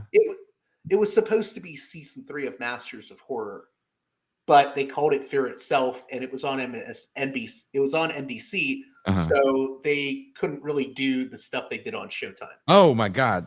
There's one that was banned from Showtime. Takeshi Miike. The Takashi Miike one. Imprint, Yeah, Billy Drago. Imprint. Yeah. Jesus, that's a rough watch. Jesus, that's a rough watch. Beautifully shot, rough watch. Right. We named our band after a Masters of Horror movie, Le Fin Absolute du Monde from Cigarette Burns. The Cigarette Burns is like one of the best Carpenter. It's not one of his best movies because it's not a feature length movie, but there's a lot to chew on with that one. I thought Pro Life was a pretty clever sort of inversion. Of expectations. I felt like getting that group of directors together and giving them. I don't think any of them wrote those scripts, and they were all written by other people, right? They just gave them go shoot this. I don't know what it was. I think they basically said do whatever you want, and I think they may have like given them leeway to like pick a story, or they would pick who would write it. Yeah. I mean, it was known for giving total creative freedom to the filmmakers. And you can tell. Yeah. Argento has a great one in there, Jennifer. Well, he has two, Peltz and then Jennifer as Peltz. well. I forgot he did Peltz as I well. loved Peltz. I remember Peltz more than Jennifer because that's the one where Really? Meatloaf is running around murdering people and wearing their fucking bodies. You know what? I might have been caught up with a succubus too. I might have been in the woods like, dude, why do you keep eating the children? Jennifer, there were so many good ones on Masters of Horror. I don't know where you can get it. Here in Mexico, it's free on Amazon. Okay. I don't know if you have to pay for it anymore, but it's free here. And I've recently went to revisit some of those. There's one, oh God, the guy that did the Phantasm movies. I can't think. Don Coscarelli, yeah. The one that he did, which I think is the first one of the series. Mm-hmm. Off a mountain road or something. Incident on and off the mountain road. Ooh, yeah. That's a great one. My favorite one of all time, and it's not necessarily the best one, is I think it's called Pick Me Up, where it's Michael Moriarty and another guy. It's dueling serial killers basically, and it's Larry Cohen. And Larry Cohen is an underrated director. You should do a whole episode about Larry Cohen. Larry Cohen is often slept on. Yeah. Yeah. But that episode, I'm just like, of course, Larry Cohen would do a movie about dueling serial killers who cross paths and decide, my apologies, who cross paths and are like, oh, I'm going to outkill this serial killer. You know? Larry Cohen did The Stuff. Right. He did Q, the Winged Serpent. He did, what else is a Larry Cohen movie people would know? He wrote Abel Ferrara's incredible, underrated 1993 adaptation of The Body Snatchers, The Invasion of the Body Snatchers, which incidentally starred Meg Tilly. Meg Tilly was in that? Yes, Meg Tilly is in that. Yeah. Meg Tilly, Gabriel Anwar, Forrest Whitaker, Arlie Ermey, everyone's in that movie. I don't remember the reboot of Body Snatchers. I remember. I have to be honest. I prefer it a little bit to the Sutherland one. Because what it does is it's a reboot that plays on. It takes place in a military encampment, like a military town, or like a base, a military base, and you can't tell who's infected and who isn't or who is a pod people and who isn't because it's like they don't show emotions. You know, it's like they're trying, you know, this Mm. idea of military people hiding emotions or trying to be like stoically masculine. It sort of uses that to play with this idea of you can't tell who's who. You know, That actually sounds really interesting. I gotta check yeah. it out. I gotta go down. Larry Cohen is also one of those people that's pretty prolific. Oh Because yeah. I mean, he made too many B movies. he starts in the blaxploitation genre, and Did then he? moves on to yeah. He did all those movies with Fred Williamson. I think Hell Up in Harlem, and then he did a movie called Bone with Yaphet Kotto, which is a really interesting blaxploitation, but it's a drama. It's like a marital drama. So Did he do? People in the chat are saying Maniac Cop. Did Larry Cohen do Maniac Cop? Larry Cohen wrote Maniac Cop, and it was directed by the great Bill Lustig. I was gonna say because I didn't remember him directing Maniac Cop. He Cohen's weird because he would direct a lot of stuff, but he also is the writer for a lot of things he didn't direct. You know, We should and try. all his movies are oddly political too. We should try to get Larry Cohen since I'm sure he's not doing anything right now. He's passed away. He died. Yes, unfortunately, I had a chance to. It was recently. Yeah, it was like last year. Oh, okay. There's a great documentary about him. It's called King Cohen. Yes, but I remember when I met him, he was a very like just like very like Brooklyn, New York type of guy. Like really that like a personality out of time in a lot of ways. So but all his movies are like very political. Like have you ever seen Return to Salem's Lot? No, because those movies scared me as a kid. So his sequel to Salem's Lot literally ends with the main vampire getting killed by light shining in through the shed, but the light shines in through like a the symbol of a what do you call it? The hammer and sickle. And the vampires in it are portrayed as like related to the Nazis. Serious. Literally, he did a movie where he basically is like saying, you know, the commies defeated the Nazis. Like, yeah, he's an interesting guy. He would get political stuff in there. Like even the movie The Stuff that you mentioned. That's the only. I always tell people it's the only movie I've ever seen where they symbolically blow up a McDonald's. Like at the end when they're blowing up all the little yogurt shops, the stuff shops. The one shop they blow up is like right next to the McDonald's sign, the golden arches. Like, oh. You know, I mean, The Stuff. There's a few things. It's a very anti-corporate movie. The Stuff. Very anti-corporate. Very anti-consumerism. I'm sure people will call it an anti-capitalist film. Kinda. I think it's more anti-corporate because I think the 80s is a time where all the hippies that didn't become, you know, Wall Street bankers or have an office job where they carry a briefcase definitely hated that culture, which was mergers and acquisitions due to a lot of deregulation. And that was the original plot of Pretty Woman. Richard Gere's character from the original writer was a mergers and acquisitions guy that had destroyed small towns, and he was supposed to be a horrible man with like no feelings. And I think the original title of that movie is like $3,000.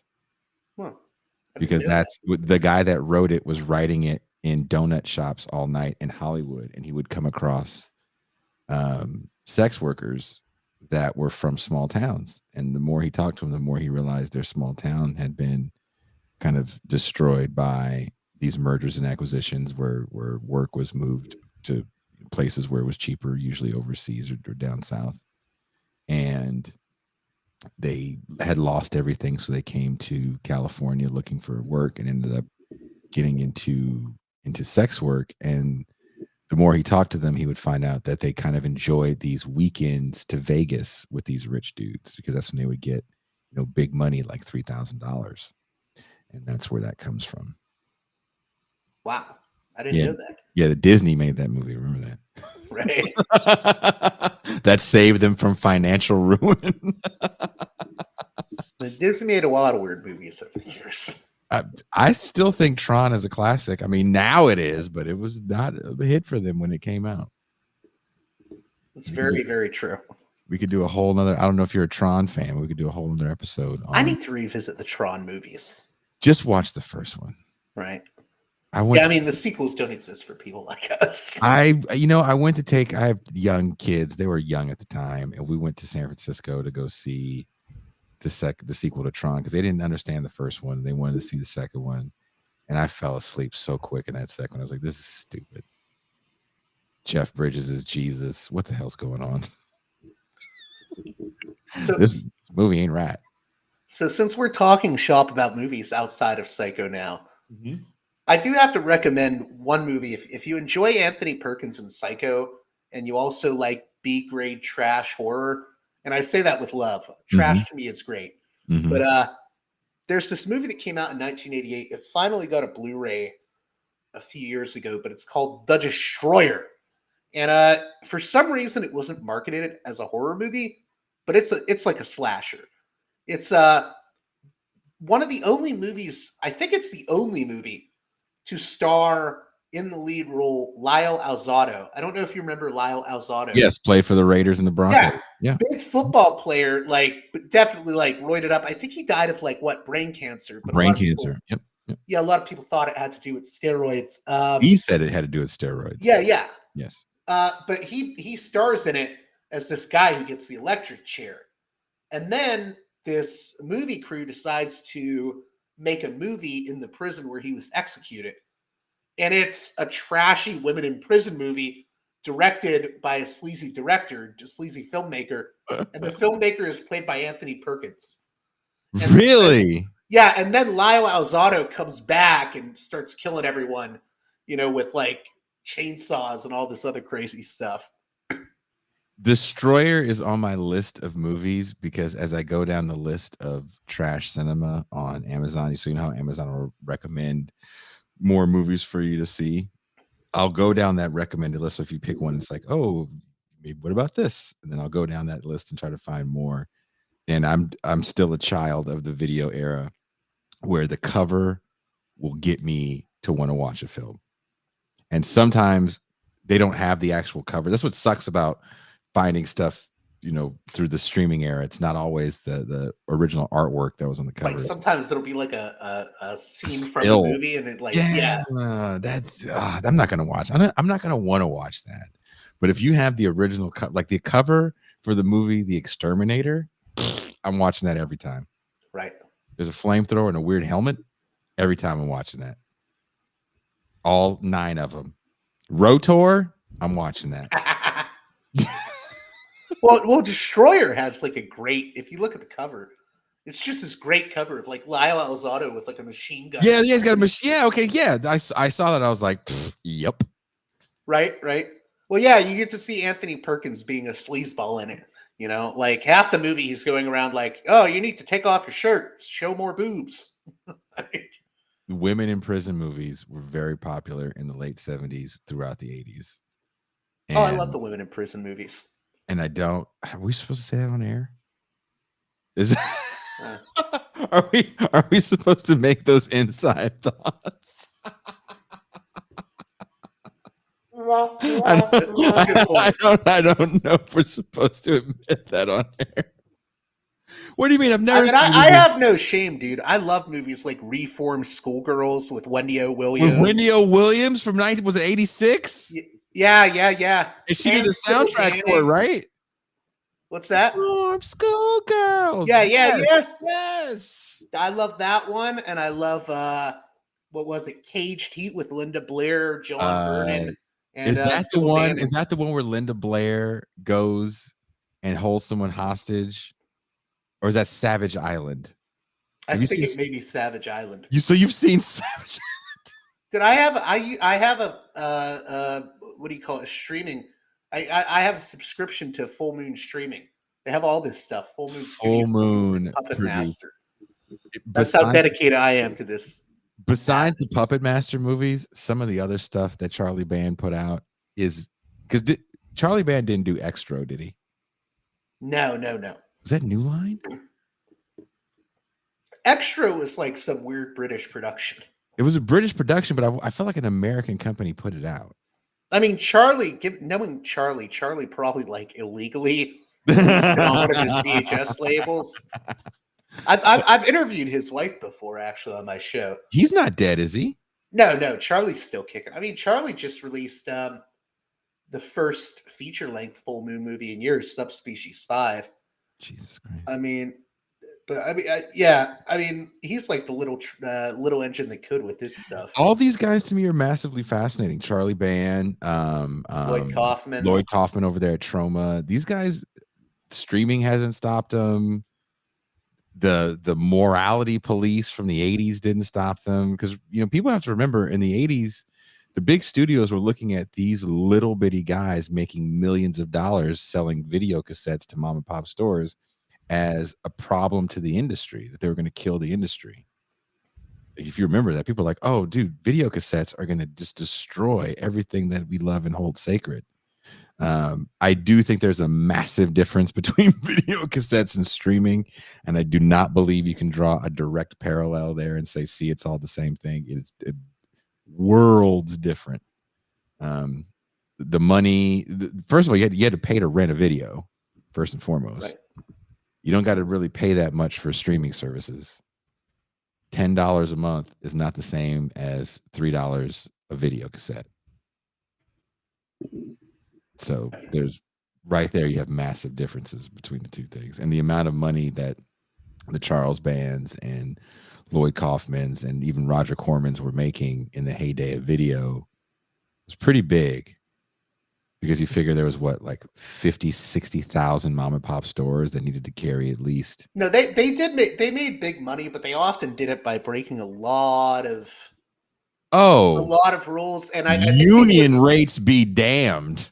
Yeah, right. I mean, well, I know Charlie, when he did Charlie released I Spit on Your Grave on VHS in, I think, 81 or 82. Mm-hmm. And I Spit on Your Grave started out in the 70s on the theater circuit as Day of the Woman. He released it as I Spit on Your Grave, and interestingly, the cover of that movie, if you look it up, that's Demi Moore. That's her butt in the cover of I Spit on Your Grave, because Demi Moore was dating Charlie Band at the time. So he just had her, he just photographed her for the cover. But he made a deal with the director of that movie to do the VHS release domestically in the US, but he didn't have any rights to do it internationally. But Charlie, being Charlie, is like, I'm going to release it internationally, and if he gives me a problem later, I'll pay him back whenever. So, they were just printing money. I mean, he did a lot of illegal stuff. I mean, Charlie's been to jail before, so they were printing money to the point where they were just like, now we can pay these dudes to make movies. And every so often, there were some gems that were made in the 80s. Oh yeah, definitely. Because they were able to give these guys that wanted to make these movies, hey, here's $100,000, go make a movie. Here's $200,000, go make a movie. I know you want to. The studio's not going to give you a budget for this. Sleepaway Camp 7. Go make a movie. And we get Puppet Master from this, and we get what's weird about Puppet Master, right, is like that was in the 90s. I mean, he was securing, I think the money was secured from Paramount, because the Puppet Master did so well on VHS. One of the big studios just gave him money for like 4 or 5 years, and he just took it and kept making movies for Blockbuster, And again, just printing money. These dudes are just, and the Puppet Master movies are kind of interesting films, and they're fun. Charlie's one of the people that made it last until at least like the late 90s, and then I think it's a different landscape now. I would love to talk to those guys to see how they still navigate, because they're still making stuff. Lloyd Kaufman is still doing stuff. I don't know. Roger Corman is definitely gone now. Nope.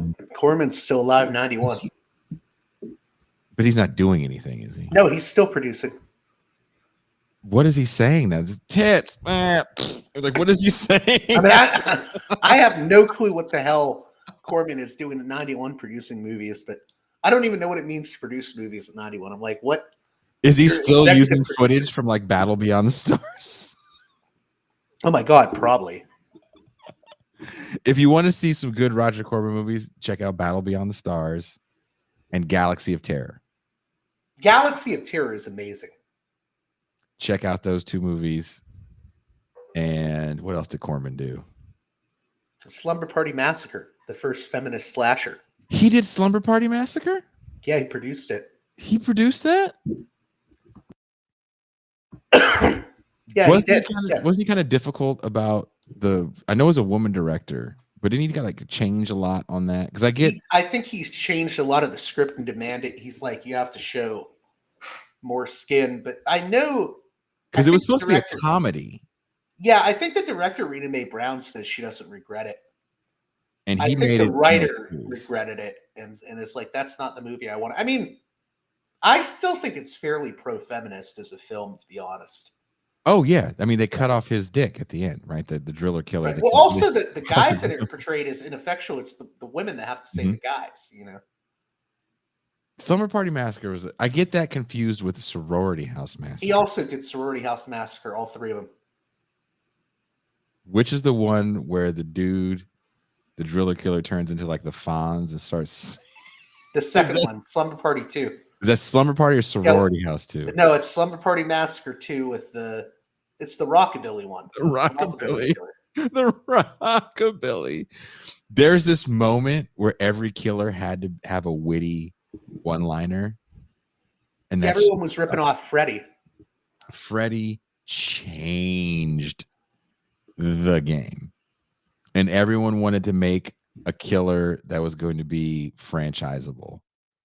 And because, again, Jason Voorhees, Freddy Krueger, Leatherface, Chucky were not made to be franchisable.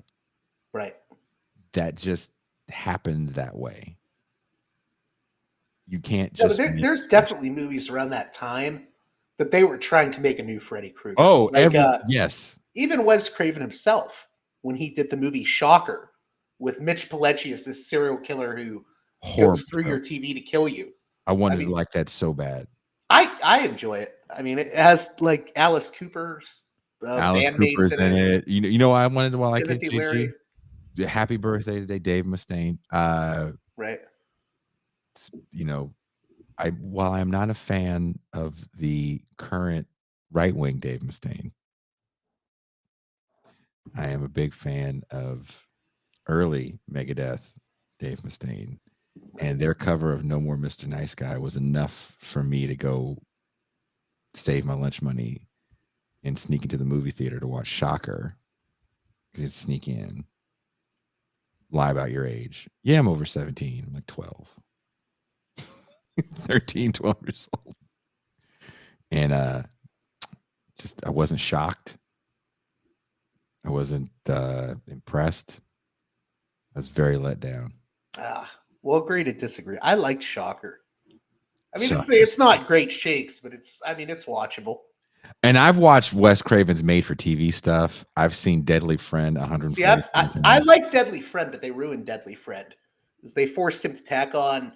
That was supposed to be like a macabre romance movie. You can tell that they tacked on the ending and all the gore scenes later on. It's supposed to be like a Goosebumps type movie. Yeah, as a Goosebumps and then they turned it into movie, a slasher. It's a great Goosebumps type movie. Yeah. Excuse me. Wes Craven's stuff that he did for TV, I thought was okay. It was pretty. If you like made-for-TV movies, I think if you didn't grow up, Deadly Friend, by the way, was in theaters. It was, and it shouldn't have got a theatrical release. Right. I think it would have held up a lot better in people's imaginations had it not had a theater. Have you ever seen Summer of Fear, the movie he did with Linda Blair? Yep. Yeah. Oh, dude, like I said, they re-released upon his death. They just threw out all this stuff that he had touched when he was doing stuff in between and before Freddy. And they just unloaded it on the DVD market, and I swallowed it all up back then when I had a couple bucks to my name and I could afford to do shit like that. And I watched it all. If Wes Craven's name was attached to it, I was definitely watching it. Do you like his broadside on Reagan's America, otherwise known as People Under the Stairs? People Under the Stairs is another underrated classic film that tells a story of, as you put it, Reagan's America so wonderfully, where the bad guys in the movie call each other mommy and daddy. They're literally like, you can tell they're supposed to be stand-ins for Nancy and Ronald. You know? And their brother and sister. Yeah. And they're portrayed as complete perverts. Yeah. Running around the house with the ball gag and the fucking leather suit. It is. I don't know why more people don't watch that movie. I think for some people, horror movies have to look a certain way. And maybe the movie's just too bright. Maybe the movie's too black. Sorry. Sometimes there's movies people don't want to watch. Oh, that's not going to be good. But People Under the Stairs, love that movie. I don't know what happened to that little kid that's in it. He was great as Fool. Right. Yeah, I love Fool in that movie. Ving Rhames with hair. A young Ving Rhames with hair is in that movie.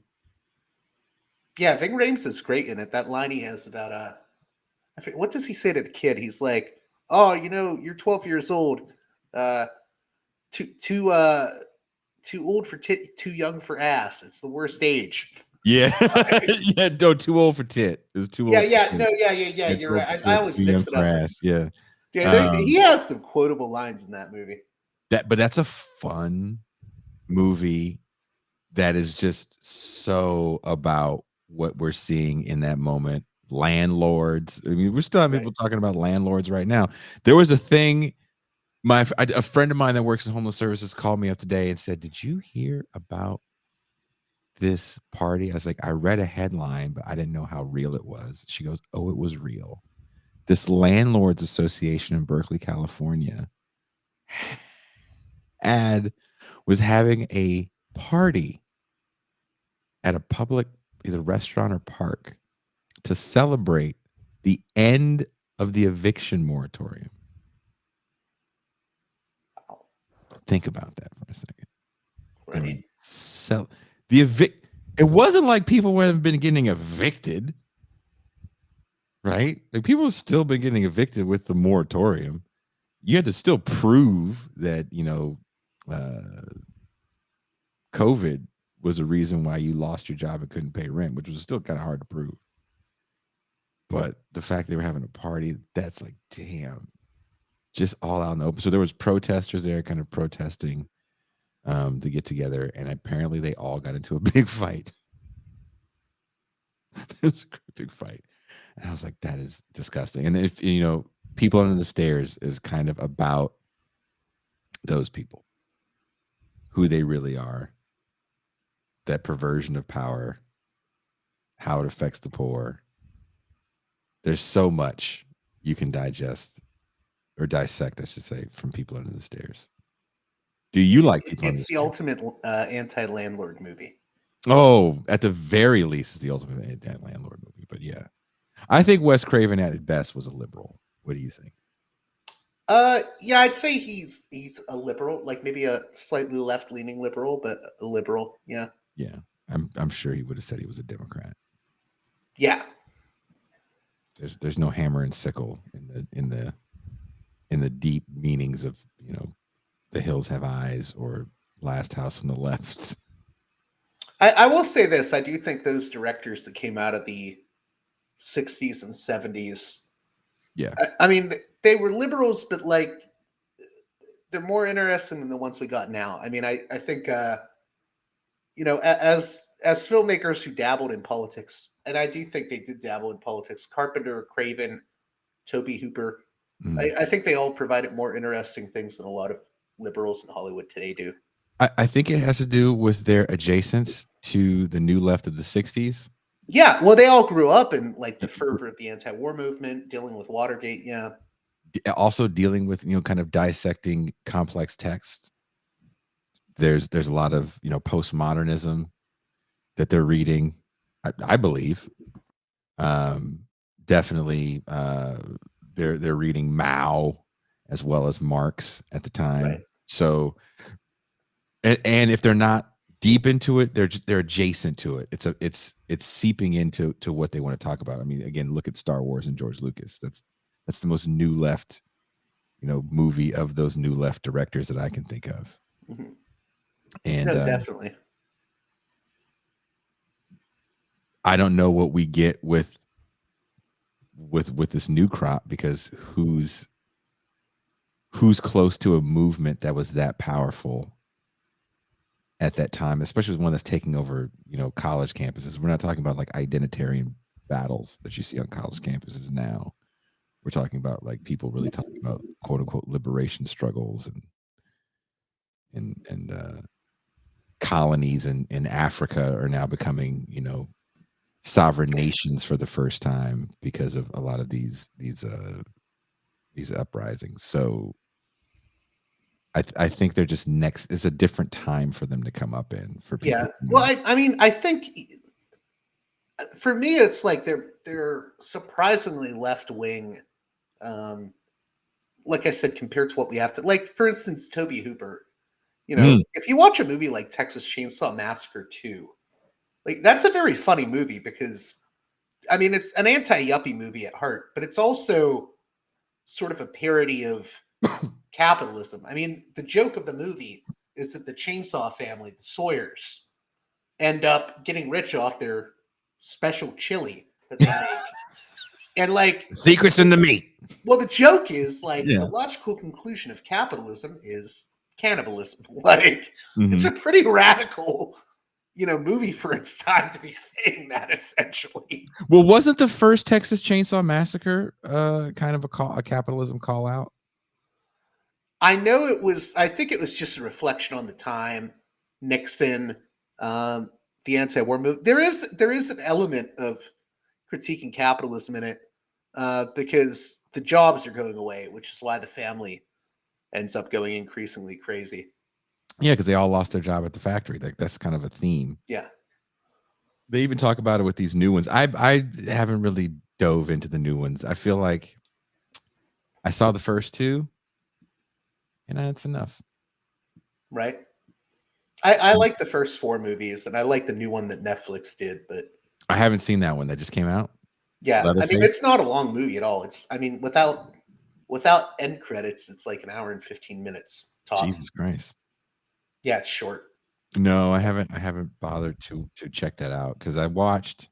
I mean, I've become forgiving after having to watch the, I would say, horribly mediocre, and C. Derek Varn would say horribly reactionary David Gordon Green Halloween trilogy. I've like eased up on newer horror movies because I hated the new Halloween movies. Okay, you're the first person I heard say that because it's not. I shouldn't say I hated them because there's some people that I think are too hard on them. But I just felt like Danny McBride cannot write for the life of him. It's literally everything is spelled out. Like he's literally telling you what to think in the dialogue in that movie. Like this is what we mean specifically by this. And it's everything is spelled out to the point where I just felt insulted by the newer Halloween movies. And I love the Halloween movies. I will watch any of the Halloween movies, specifically the first 6, because I will watch anything with Donald Pleasance. Dr. Loomis is like the Van Helsing character. That is he in Dr. No? Is he the one? Is he James? Yeah, he's Blofeld. Yeah. Halloween 3, kind of my favorite. I like Halloween 3, Season of the Witch. Season of the Witch. That's an insane movie too, because you watch it now and you're like, wow, the main character in this, played by Tom Atkins, represent Pittsburgh, right? As Dr. Chalice, he is the biggest asshole of a man. Like he's literally just like, he bangs every woman in the movie and cheats on his wife. He's just like, well, don't mind if I do. I'll have an affair with you and an affair with you. And then he just drinks beer and he gets caught up in like having to expose this killer mask conspiracy. That movie is like deeply anti-Irish though, for some reason. Why is the bad guy doing it? Because he can. Right. Yeah, there was no reason behind it, which made it even more kind of like, this movie is dark. Right. Everybody go watch Halloween 3, Season of the Witch. I'm so sad that John Carpenter couldn't have got his wish in making the Halloween series a kind of an anthology series. I think that would have been awesome. No, I definitely, yeah. Because I like Tales from the Crypt and Creep Show. I love Creep Show and Tales from the Crypt. Do you watch the new Creep Show? I watched a few of the first season and I haven't really caught up with that. I can't really catch up with too much because I read really slow. Right. So we have to do so much reading for this show that I can't get into a series, which is why I've kind of fallen back on my love of a certain kind of film, like a Canon film or a Malibu Bay film, or like, you know, even some giallo stuff. What's a Malibu Babe movie? What do you mean by that? Oh, you don't know Andy Sedaris? Okay, I thought you were talking about Sedaris. That dude was doing the connected, like that dude was doing the Marvel Cinematic Universe deal before that was a thing. You still have characters returning. I love Andy Sedaris. Yeah, and he cast some of my favorite actresses like Jolie Strain constantly. All right, do you know any of these people? Because I would love to talk to one of those actresses. I actually don't know any of those. I probably have a connection that knows someone, but because I feel like they're not on. So if they're on social media, they're on as just like their grown, probably grandma self, not, right. I had my tits out for an hour and a half in these 7 movies. See, I thought when you said Malibu Bay, I'm like, is he talking about Sedaris? I hadn't heard them before. I always just know them as the Andy Sedaris movies. They're all the same movie. Right. All the same movie. It doesn't matter to me.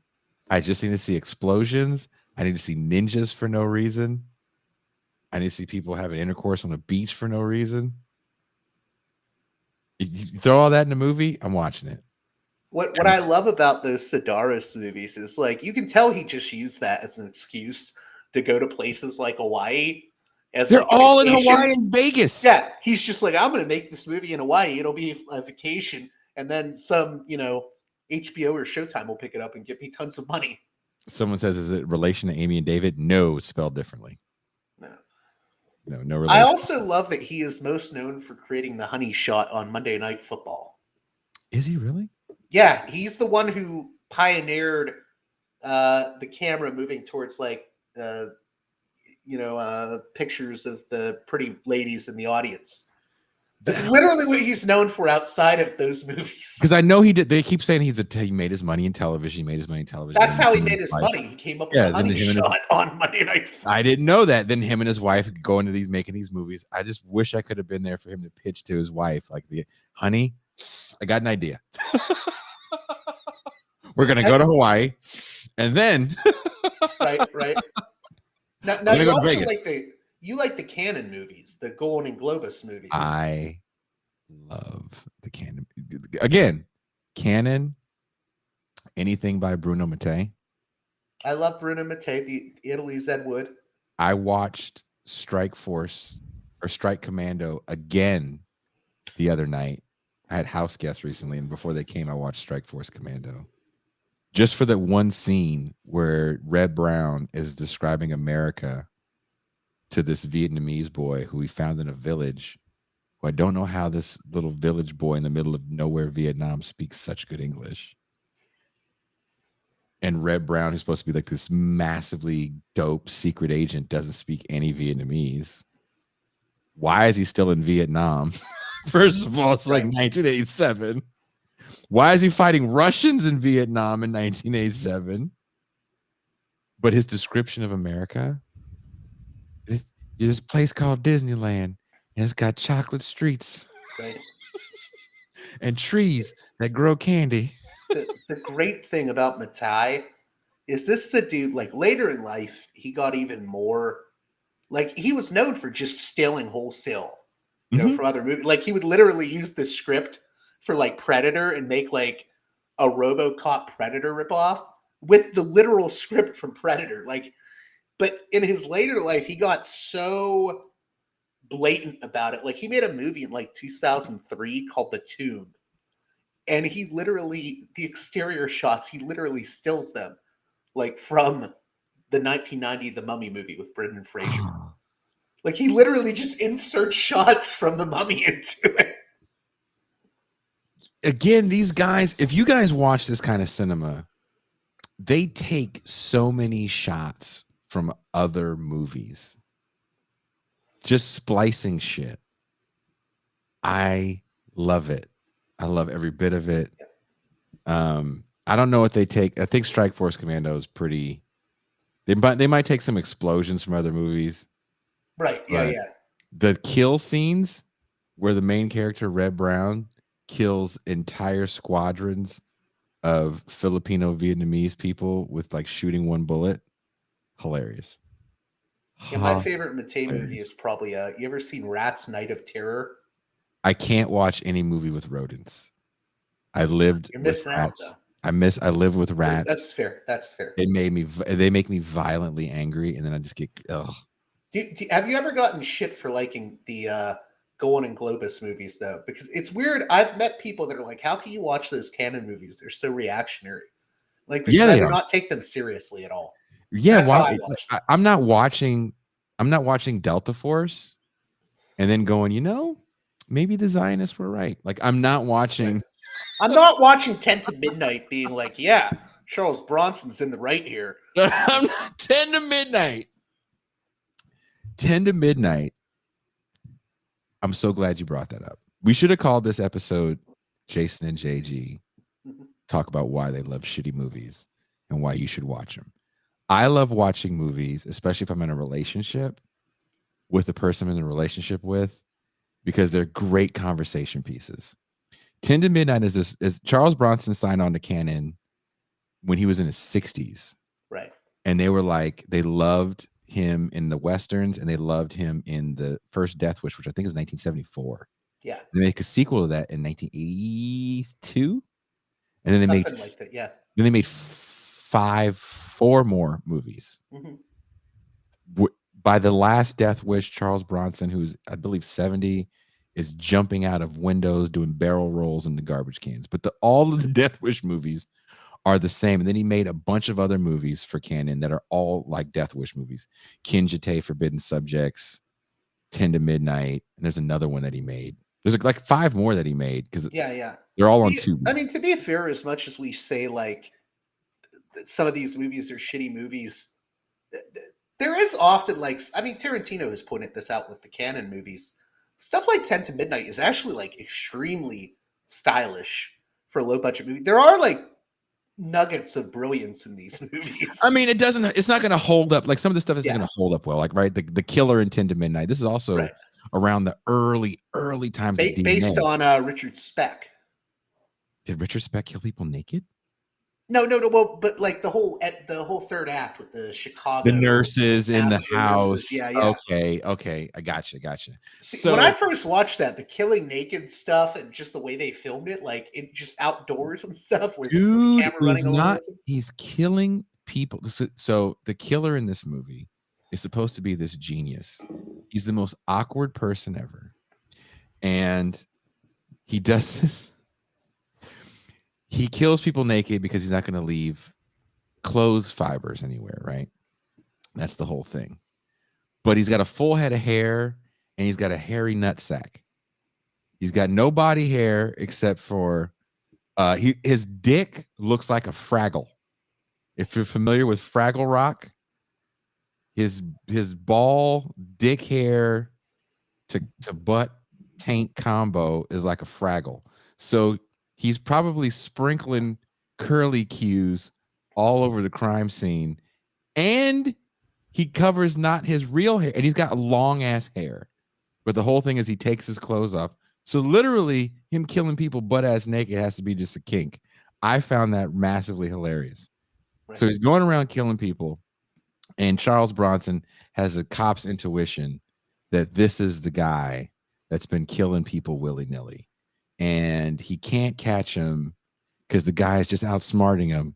Yeah, so he's just like, I'm gonna frame him. And then someone finds out, and he's like, I don't care. I had to do it. Yeah, he frames the guy, and the guy knows he's been framed because the guy goes, well, of course you framed me because I didn't have clothes on. You said you found blood on my clothes, and I killed these people fucking hog out. I was hogged out, brother. And so... somebody says, when did Jason see me naked? Like they're scouring the crime scene. I'm like, you guys didn't find any of this dude's nut hairs anywhere? Right. Nowhere. Anyway. It was the 80s. Yeah, exactly. It's the 80s. He was probably living. JG, this is going to sound gross, and I apologize. Anyone's going to listen and hear this is a true story. 100 to 150 shows a year. And when I say that, I don't mean we played 25 times at home. We played no more than 3 shows at home a year. So I was always somewhere else playing a show for 7 years. Every truck stop, bathroom I used, dick hair. Every urinal. I don't know if there's a fairy or a Johnny Appleseed character that came in and sprinkled it on everyone. Everyone. Never went to one in all that time that didn't have some seasoning, if you will, over the urinal. And you're going to tell me this guy's going on a killing spree Right. and no one's finding anything? But anyway, Charles Bronson frames the guy, and his partner is just too honest and can't lie on the stand. And the guy gets set free. When the guy gets set free, he goes and tries to kill Charles Bronson's daughter. And then he kills everybody in the house. It's in a real fucked up way. And then at the very end, as he's getting arrested, Bronson is mad as hell. Right? Yeah, Bronson's chased the guy. The guy just ran after his daughter. And the killer is like, it doesn't matter. I'll plead insanity and get out anyways. Bronson, no, you won't. No, you won't. Bam, and shoots him. First of all, that guy was running an amazing 4-second 40 with the hog flapping all over Los Angeles. Right. There's no way you're running a 4.5 40 like that with hog flap. You're going to hurt yourself. You're going to injure yourself. And he was barefoot. You're going to barefoot flapping? No way. But again, it's why that movie's so goddamn funny to me, is because this dude is flapping around Los Angeles butt-ass naked. Helicopters are on him and everywhere. And every actor in the scene has a straight face. Right. And yeah, the guy's lawyer in an earlier scene says, look, man, we're going to have you plead insanity and we're going to get you out of here. He's like, no, I'm not crazy. Like, don't dare call me. He's like, oh, me crazy? I'm not killing these women because I'm fucking crazy. Okay. And then Charles Bronson shoots him. But I think that what that did was that justified what he does with the evidence. And if you think about something like the Night Stalker, an actual case, right, where an actual person was killing people, the only way law enforcement finds out who the hell Richard Ramirez is they had arrested his cousin. Right. And he beat up his cousin. This is against the law. They're violating his civil rights. They beat up his cousin. His cousin says, fuck it, his name is Richard Ramirez. Here's where he lives. The rest is history. Do we want to live in a world where law enforcement can beat the shit out of people to get the results? Richard Ramirez really did kill a bunch of people. He admitted to more, and he actually was tied to more killings after he was caught. He's like, oh, remember that old lady in San Francisco? You guys had no idea. And he was like admitted to all the shit he did, because he would come up to San Francisco and just wreak havoc. Is that level of policing justified? Now, think about Richard. I can't remember. I want to say Richard Chamberlain. That's an actor. I can't remember his name, but he was known as the preppy murderer. The same DA and head detective that caught the preppy murderer, the same tactics they used with him, but he was a little older. I think he was like 19 at the time, were the exact same tactics they used with the Central Park 5. That happens a year later. Does the ends justify the means? All of these movies, this is like the core of my we're living in the Bronson age thesis, because of democratically run cities and policies, which we're starting to see get rolled back in the early 80s and late 70s.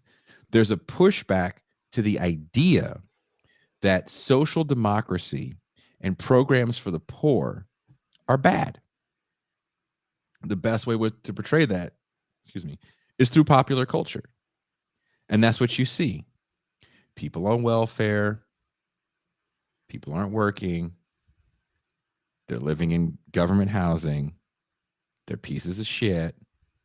And when we arrest them, because we're also going through a time where we're thinking about things like does it make sense to incarcerate someone for long periods of time?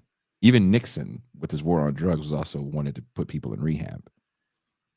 But the Charles Bronson motto is, these are bad people. Why do we need to put them in rehab? We just need to do away with bad people. Gangs. This was when we get all those school movies where the schools are running amok because you're too nice to these kids. We need to bring corporal punishment back in school. I remember when that was a debate in the 80s. Should we bring corporal punishment back in schools? The Charles Bronson narrative is, sure, I will bend the law, but the law is there to not protect you citizens. The law's only function is to protect the criminal. And that's kind of where we're heading back to now. Right. And if you watch these movies, if you watch a movie like 10 to Midnight, and you think about something like The Night Stalker, and you think about something like Central Park 5, you got to ask yourself, does the ends justify the means? Is this the world I want to live in? Because this movie is telling a lot of people, sometimes you got to bend the rules a little bit. And it's only a maverick rule bender. And we all love rule benders, right? It wasn't Steve Jobs a rule bender? Think different. Everybody thinks they're a rule bender. I think different. I do what I want to do. And that's what these guys are doing. Some No, it's libertarian ass definitely bullshit. true. I mean, Canon is weird because some of their filmmakers, like Joseph Zito, I've often wondered if they were, because Zito did all the Joseph Zito did a bunch of the like Delta Force, or I think he did Invasion USA, Oh, but he did the Chuck Norris movies. He's also one of the only directors I know that would do an anti-war slasher movie called The Prowler, which literally is yes. the Prowler criticizes like a World War II vet. The World War II vet is the villain in it. Yeah. But I've often wondered what his politics were, because you watch The Prowler and you're like, maybe he's a little bit liberal, and then you watch something like Invasion USA and you're like, this guy must be a total right winger. But what I think is fascinating is like that those movies were really made to cynically exploit, Reagan's America. It's like those movies were made, they knew exactly. Mhm. Golden Globus knew exactly what they were doing. They didn't even really care for the films they were making. Like their passion projects were films that you've never heard of. Like in 2002, I think it was Menahem Golan directed an adaptation of Crime and Punishment, which is actually really good. It's with Crispin Glover and John Hurt. Really? Like, yeah, it's a very serious like drama. Like when they wanted to do serious stuff, they would do it. That's true. Like, ultimately they were like, how can we make money off all these like middle class Reaganites? It's a very it's a horribly cynical thing, but in a way, those movies are powerful because they reflect back to you what the culture in the 80s was. And I think that's what movies do. I don't think a lot of science fiction stuff is super futuristic. I think it talks about a time, and sometimes we just still live in it. It's like RoboCop, right? Like RoboCop is basically just Mm. a giant commentary on Reagan's police state. Right? Now it's gotten so bad it doesn't feel like satire anymore, though. It's neoliberalism in a nutshell. Yeah. That was how I did the first movie stream with Ben Burgess. He said, "What do you want to watch?" I was like, "Watch RoboCop, because it's the greatest way to explain neoliberalism to anybody." Watch the opening scene. Breaks it all down. And yeah, it also talks about the police state and why it's justified. I went back and watched 1984 some months ago, which is a better movie than I think people want to give it credit to. Because a lot of these movies, you look at, when is this movie? 1984 is rather entertaining, but these schools didn't exist. This is all the fantasy of a boomer generation and their fear of the nihilism of Generation X. Right. But that fear kind of gets justified with the emergence of cheap cocaine in the inner city, cooked down in its pure rock form into crack. And cut with baking soda. Let's remember that. But that's where that fear gets realized. And all those movies become reality for those people. go back and watch Lean on Me. You smoke crack, don't you? Sing the school song. The Principal with Jim Belushi. Hell, even Wildcats with Goldie Hawn. They're all taking over these, underfunded, shitty urban high schools where these 20-year-olds pretending to be 15-year-olds are just rogue pirates. I'm like, why would they bother going to school at that point? Right. It's funny because I haven't watched it, but I've been meaning to. Have you ever seen? It's definitely not in the vein of what you're talking about, Mhm. because it's much more liberal. But have you ever seen Music of the Heart? Ooh, that sounds really familiar. Who's in it? It's Wes Craven directed it. I forget who's in it. I think Meryl Streep may be in it. But it's literally when he did the Scream movies, he said, "I'll do the sequels, but give me one drama movie." And he wanted to make this urban uplift movie about I think it was like a white teacher going into the urban schools and like helping uplift the community. I mean, it's kind of dated. It's from '99, but This is one of the funniest comments. I don't know if you can see this. Somebody said, one of the guys on the Majority Report explained the difference between crack cocaine and regular cocaine, and all of a sudden the whole staff got COVID. Right. And he says, got COVID in quote. Jesus.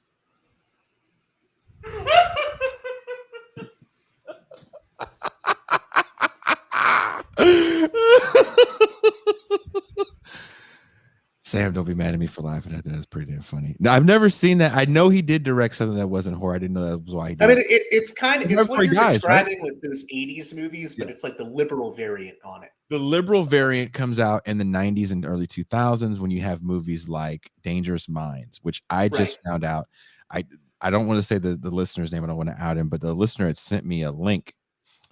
And he said, check this out. Because I think I was talking about something like this. And he goes, check, this is an interview with the actual woman who Dangerous Minds is based on. And if you watch Dangerous Minds, the woman that it's actually based on says, I hated that film. It was very insulting to me and the students. Excuse me. She goes, I never wore a leather coat. That's just crazy. She goes, and I didn't make the kids listen to Bob Dylan. That would have been stupid.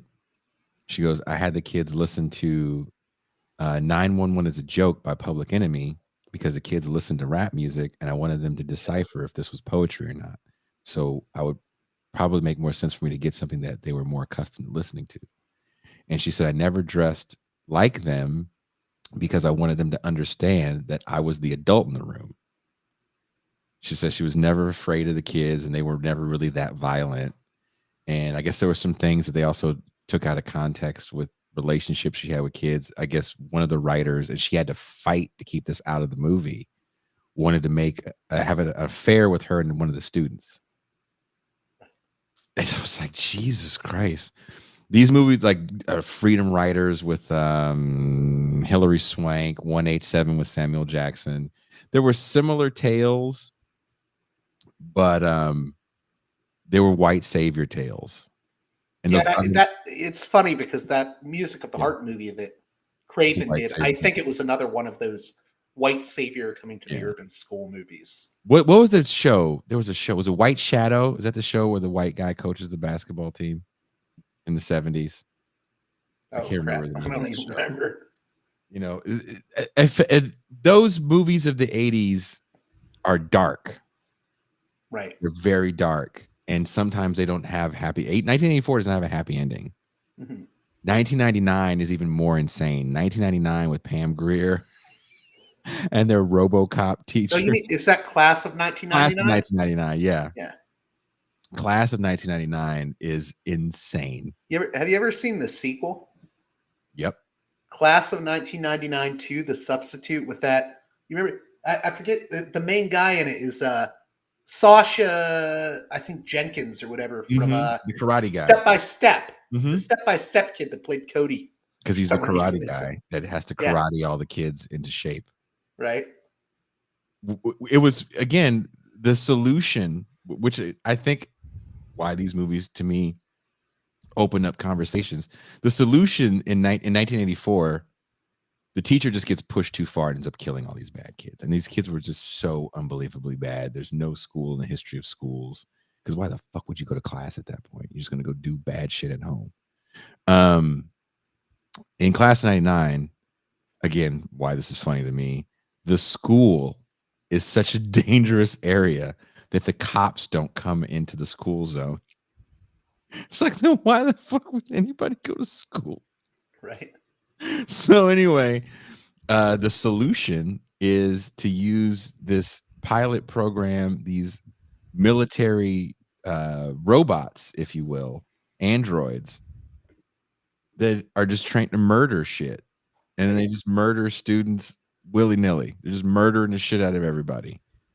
And while I don't think we're at a point where we're going to have androids murdering children, because I think children are a great tool for both parties to use to manipulate votes. When we talk about AI, and when we talk about privatizing teaching and eliminating teachers' unions, that's where these movies to me become really interesting. Because remember when Donald Trump says, you know, the answer to all these school shootings is teachers with guns.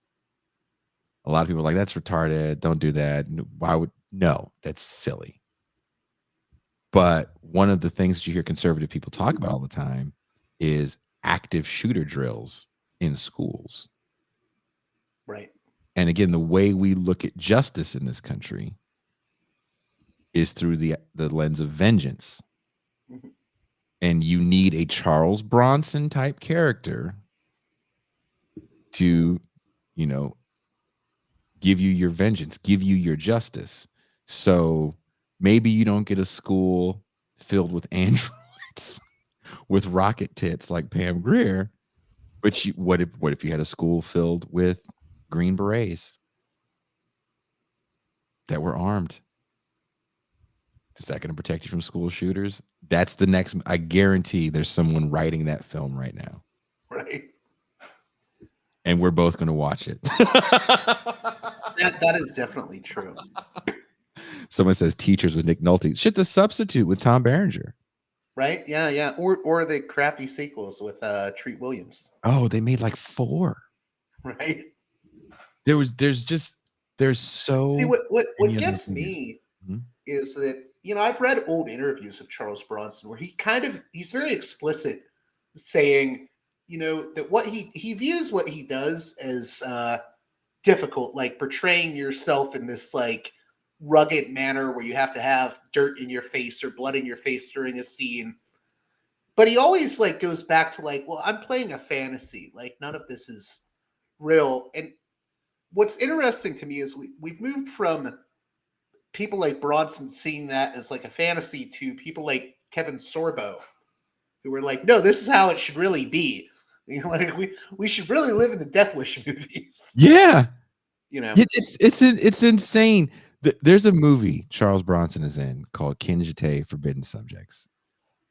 And I've probably that's the one where he goes after, I mean, it's really racist in its depiction of Asians, but he's going after like child traffickers, and they're all Japanese. This is also when we're afraid of Japan.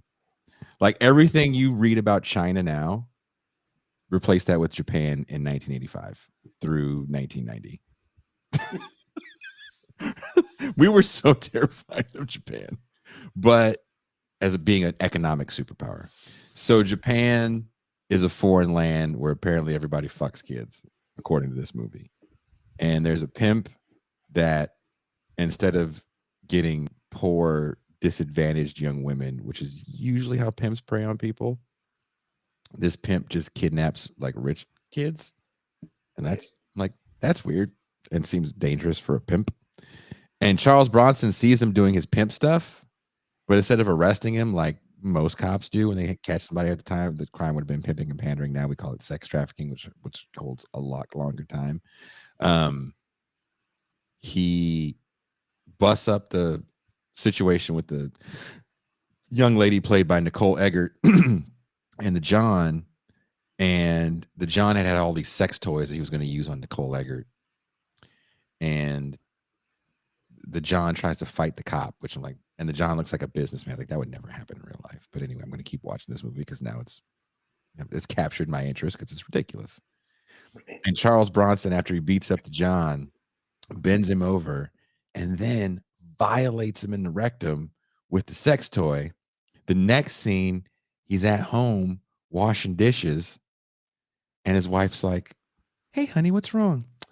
Work. And she goes, "What?" She goes, "What happened?" He goes, "I think I might have to look for another job." And she goes, "Oh, you're just being silly. I'm sure. Look, you didn't take any money illegally. You don't sell drugs. I'm sure maybe your temper got the better of you." He's like, "Oh, honey, you're right." And then that never gets talked about again. Yeah, it's just like on to the next thing. This is on to the next scene. Right. Nothing happened. I don't even think the man got arrested. He just raped the shit out of that guy and then went home and was just kind of like, Johnny in accounts receivable is so rude. Like, it's just Sally in reception keeps eating all the donuts in the staff lunchroom and fucking never saves one for me.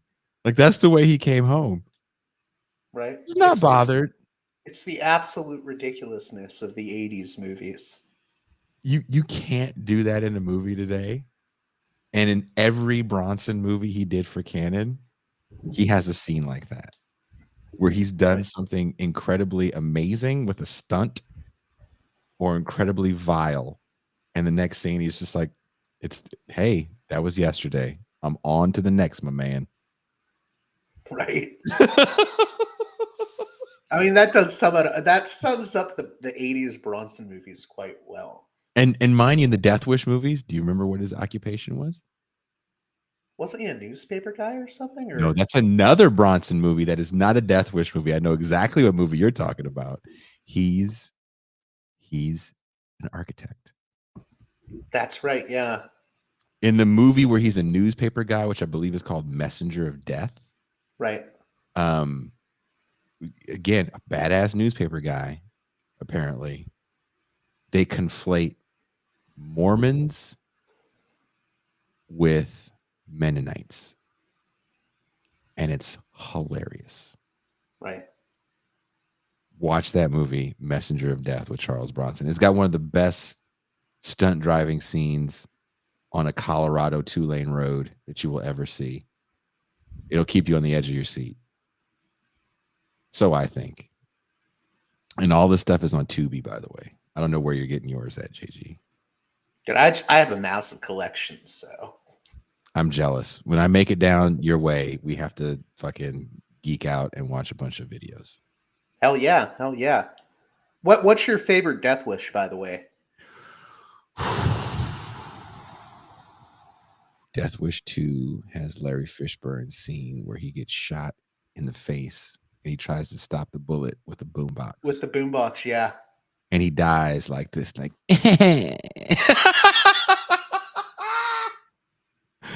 that's pretty awesome. Death Wish 5 is the one where Charles Bronson, by Death Wish 5, you're like, who is fucking this guy? He has left a trail of destruction with his penis. Families have died over life. By Death Wish 5, you also have like, he'll shoot like a rocket launcher at someone, and you like they very clearly have like an inflatable doll that he's shooting instead of the actor. Like, I mean, they got to a point where they just did not care. Death Wish 4 is where it ends. He has a regular gun, but it has a grenade launcher on it. And he hits the bad guy with the grenade launcher after the bad guy kills his fiance. Right. And then he shoots him, and then the music plays. This like kind of cool 80s jazz plays at the end, and he just walks off. That's Death Wish 4, where he took out 3 criminal organizations. By Death Wish 5, I believe he's taken out 7 criminal organizations on his own This is all after he's gotten his AARP card. Right. Death Wish 3, he's using Home Alone type devices. Yeah, Death Wish 3 is him versus. All I remember is the giggler. Yeah. See, the great thing about Death Wish 3, I mean, you can say a lot of bad things about the politics of Michael Winner. No one will ever convince me that when he made Death Wish 3, he was most definitely intending that thing to be a parody at that point. If he wasn't, then he's got problems. The Right. bad guys in Death Wish 3 and the old people, it's like, dude, I've lived in some bad areas. You guys have, if you listen to this show, you've heard me say, before I left Oakland, I saw 6 RVs explode. That doesn't count the cars. I didn't hear them. These are the ones I physically saw. And that doesn't count the other ones that I didn't see, where you would just see the carnage the next day. I remember they left about 5 boats in and around our block, and one person left a boat in front of my door. And we had to like go around the building to move the boat. Like, I've been in and lived in bad areas. I've never lived in the Death Wish area. There's people in Afghanistan that are like, dude, I don't need to, it's not as bad as Right. I mean, that's not as bad over there. Death Wish 3 is. Like, when he starts making the Home Alone contraptions, right, that's where Death Wish 3 is just like beautiful. See, for me, it begins and ends with Death Wish 2 in a lot of ways, because that, first off, that is one of the most mean-spirited movies I have ever seen. Oh. And there's something about, I have this visceral reaction where the more mean-spirited the movie is, for some reason I find it kind of funny. Is it because the black people are like black people? You're like, these black people don't exist in real life. Yeah. No, that's part of it. Yeah. Or just like the level of violence in that movie, and like what they do to Bronson's kid. It's just like, oh my God. Christ. Like, it's so mean-spirited. And then you have that incredible Jimmy Page soundtrack. Yes.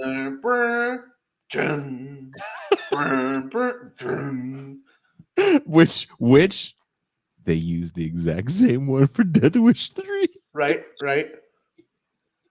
I mean, the soundtrack is like really evocative. I mean, there's good scenes in it too. You know, the do you believe in Jesus? He says to one of the hoodlum kids, and he's like, "You're about to eat him." Like Charles brought, dude. We could do a whole nother hour and a half just talking about just the Death Wish movies and not any of the other stuff. Because the other stuff, he actually gets to be a cop in a lot of it. Right. And again, he's an architect in Death Wish. In Death Wish 2, his daughter, he goes to get ice cream and his daughter goes home, and that's when everything goes to shit. He like walks by some thugs, and then they decide to go, they steal his wallet, and they decide to go in his house, and then I'm not going to get into it because it's kind of disgusting. But have you seen, so Michael Winner, who did the first 3 Death Wish movies, in the 90s, he did a movie called Dirty Weekend. Have you heard of Dirty Weekend? No. It's Death Wish, but with a woman. And it's an anti-rape movie where Michael Winner is basically saying, I hope these women go around shooting rapists. I don't really believe any of these movies are anti-rape movies. Right. Like Last House on the Left, Mother's Day, right? I Spit on Your Grave. Rape as a plot device in horror movies for a woman to get her comeuppance. I think there's a pro wrestler that has a line about that in one of the Searching for Darkness. What's the one that's a big horror guy that has a band? Jericho. Chris Jericho has a great line where he goes, when you watch what these women have to go through, regardless of what they do to get their comeuppance, is it really worth it? Right. And when I saw because they remade I Spit on Your Grave, why? Why did you feel that this was the movie you should remake, right? If you've seen, it's a really hard, if you have a soul, it's a hard watch. Right. And they made like 4 of these remakes. Yeah. I mean, the director Miris Archie from the original just made a sequel to the 1978 movie, Why? right? It's like they're really. No, they're tough to watch. I mean, I've been known to defend I Spit on Your Grave, but they are tough watches. Look, I've seen it several times. I'm gonna sit here and act like I haven't seen it before. Definitely when I was a very, very young person, watching it way too much. But Right. I mean, it's Well, the just thing is, art. I mean, even I'll admit, even if someone like Miris Archie had an anti-rape feminist intent, I mean, it's a commercial movie Yeah. making money off, the salacious content. So, I mean, it is problematic, is what I'm saying. I mean, I'm not saying there's not horrible men out there, Right.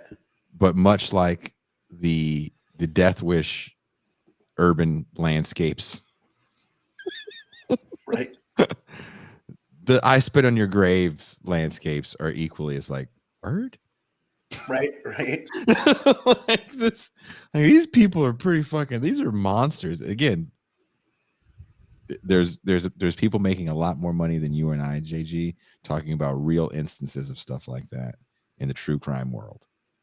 No, yeah, totally.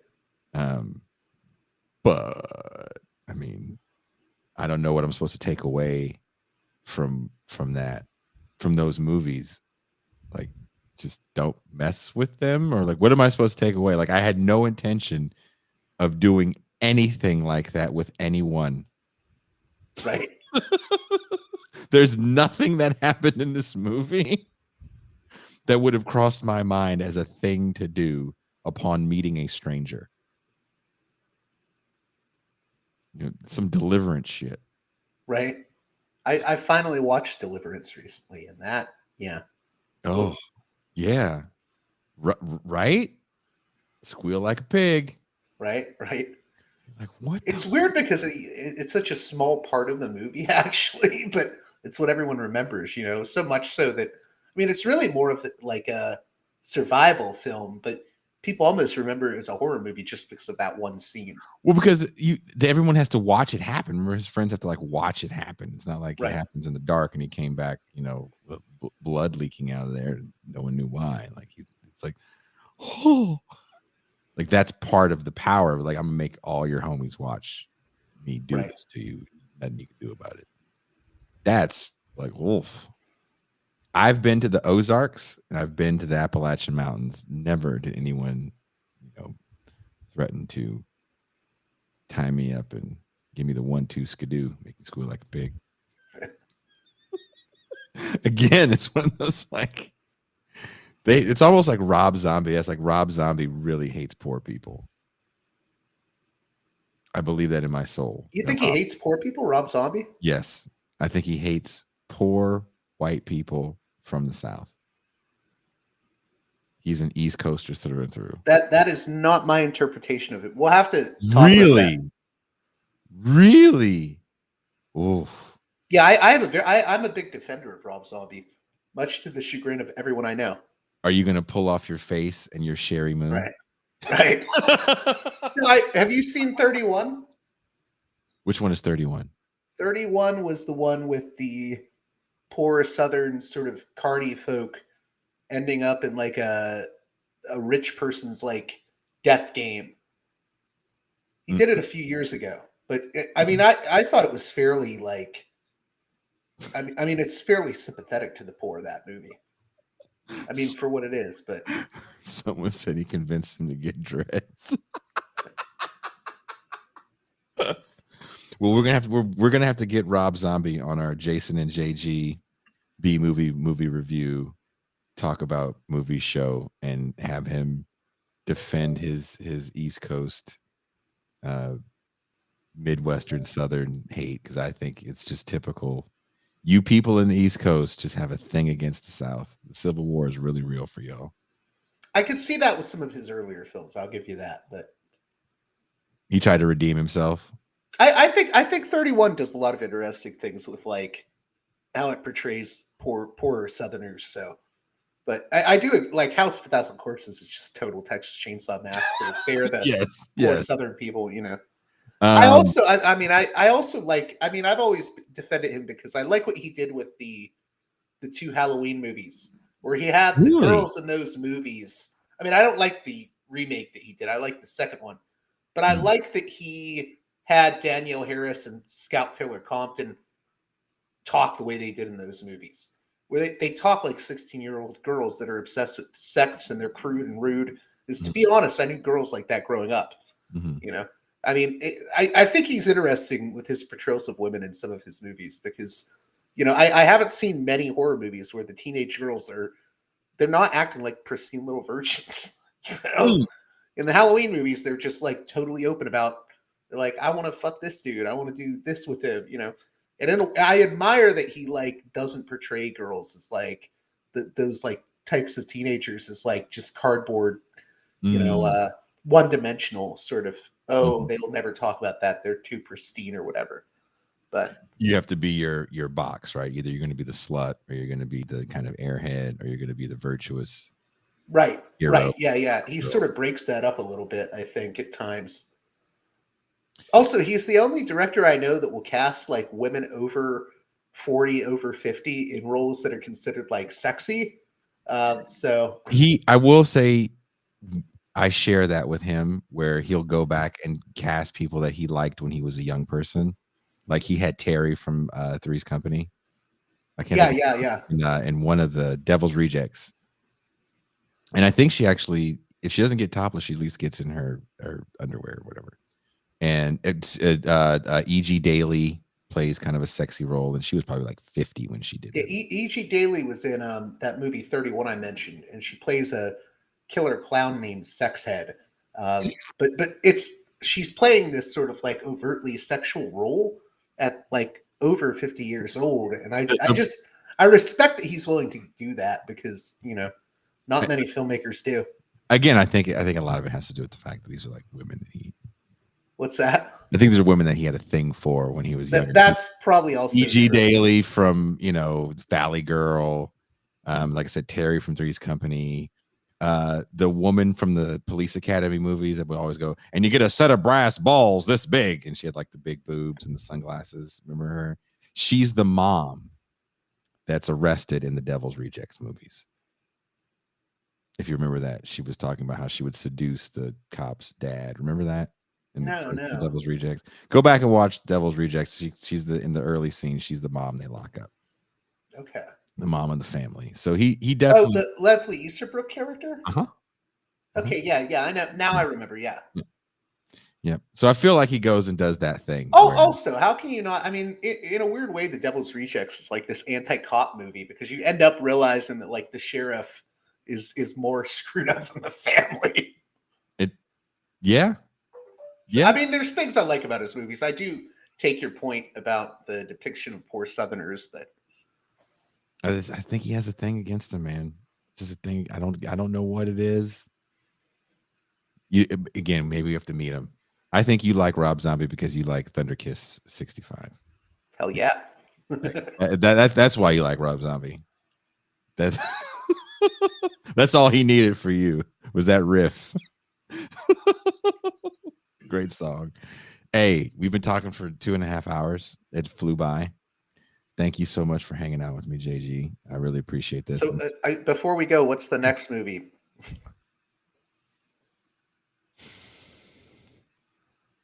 You're over here asking serious questions. If you want to be serious, I think we should do a whole Death Wish rundown. I'm down with that. At some point, you should come on my show. I need to find someone to talk about my favorite John McNaughton movie other than Henry, which is Wild Things. Oh, okay.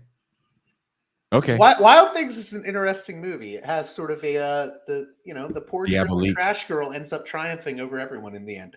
Dude, So, I watched Wild Things as a young person because it came out in 99.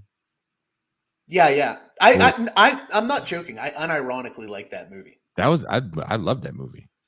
Yeah, I haven't most seen people it. are I like, haven't "Oh, seen it in there's years. nothing redeemable about it." I like it though. Yeah, A lot of people are pretentious and suck. So right.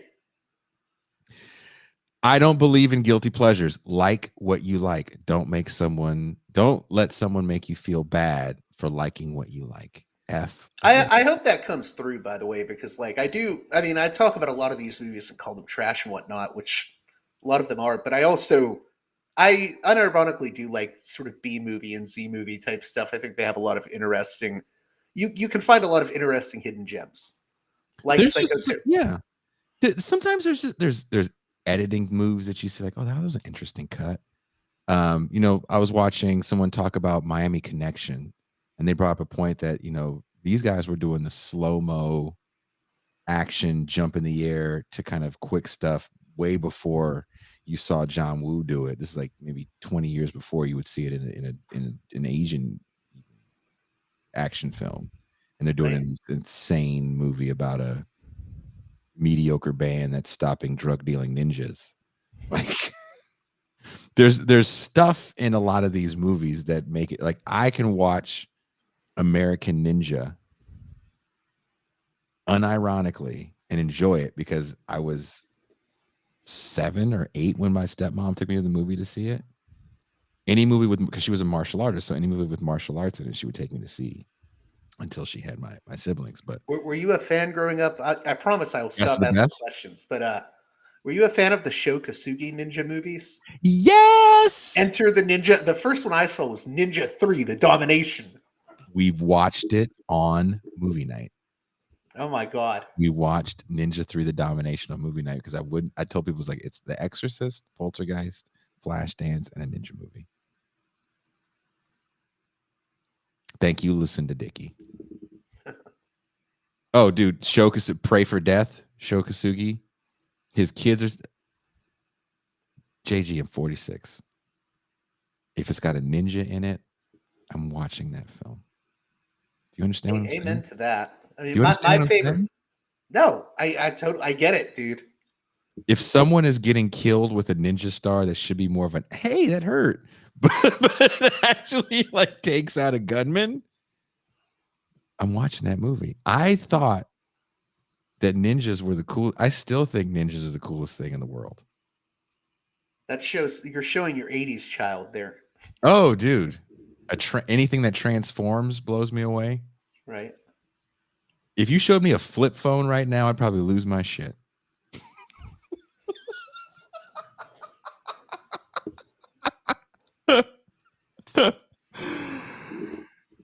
Look, you pick the film. If you want to watch Wild Things, you want me to come on your show and we talk about Wild Things, brother, you say the date. If it works out, I'm on.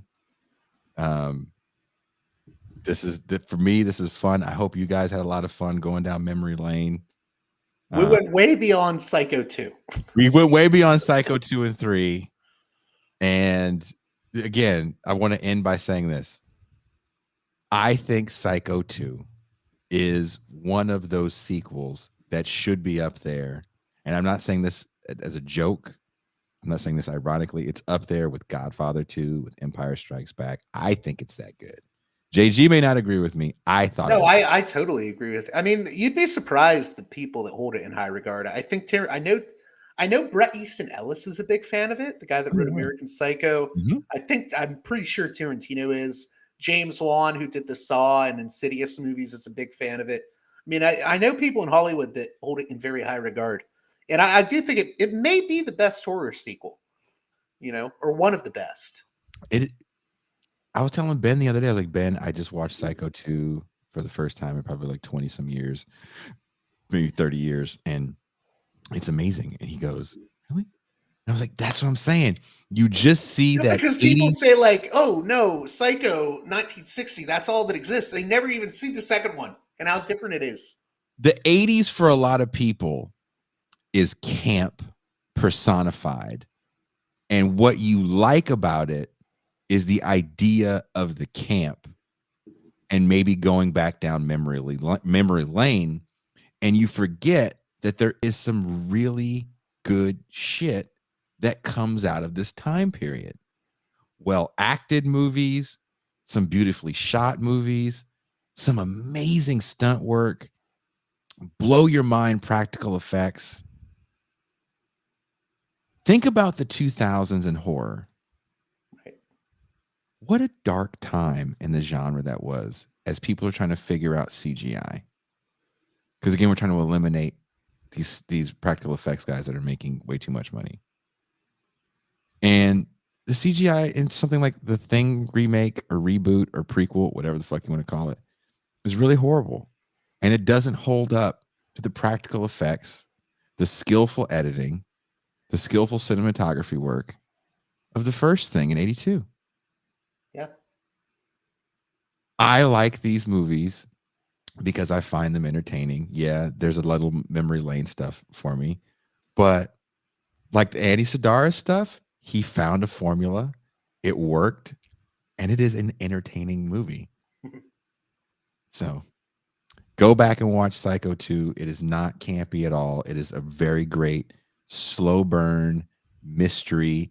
Doesn't matter that we told you about the movie. You can go back and watch it. Like that was pretty good. Anthony Perkins and Meg Tilly are wonderful on set and on the screen, and I can't believe they didn't get along. I read that similar thing that you read, that they didn't get along on set because she said something like, "Who the fuck is this guy?" Right. And yeah, blew my mind. Psycho 3 is also a fun kind of campy romp. Watch them. JG says don't watch 4. I mean, I would watch 4, but it's just not my favorite of them. You know, it's yeah. Tahir says it's not all John Hughes, Robert Zemeckis, and Cannon films. Well, John Hughes can eat so many dicks. I was gonna say also, for anyone that watches Psycho 2, watch out for the Hitchcock cameo. Did you catch that? I just read about it. I didn't see it. I gotta watch it a third time. 20 minutes in. It's not actually Hitchcock, but yeah, it's a silhouette. It's the infamous silhouette. Tahir says, shout out to the Toxic Crusader, though. Yes. Yeah, shout out to Troma in general. Have you had Lloyd on the show yet? No, I reached out to their people on their website and no one got back to me. So if you have an in to Lloyd, since you're on the East Coast, okay, I'll try. Yeah, I would appreciate that because I would have fun with Lloyd. If you want to come on and do an interview with me, you're more than welcome. Awesome. So thank you, JG. Thank you, everybody, for watching. We will be back tomorrow and we'll be talking with Paul Prescott, who said to me before I even pitched the show, he said, Jason, read this piece. I believe it's the best thing I've ever written. Paul, as he knows, my friend in real life. I read it. I think if you liked our show yesterday, which a lot of people did, a lot of people definitely, or some people disagreed with what we had to say, you will really disagree with a lot of things in the show then tomorrow. And you can hate watch it, and share it with your hateful friends. Make sure you share the hate. Tomorrow we'll be talking about the unfulfilled potential of the March on Washington with Paul Prescott. We'll be back to our regularly scheduled programming. Until then, we are out.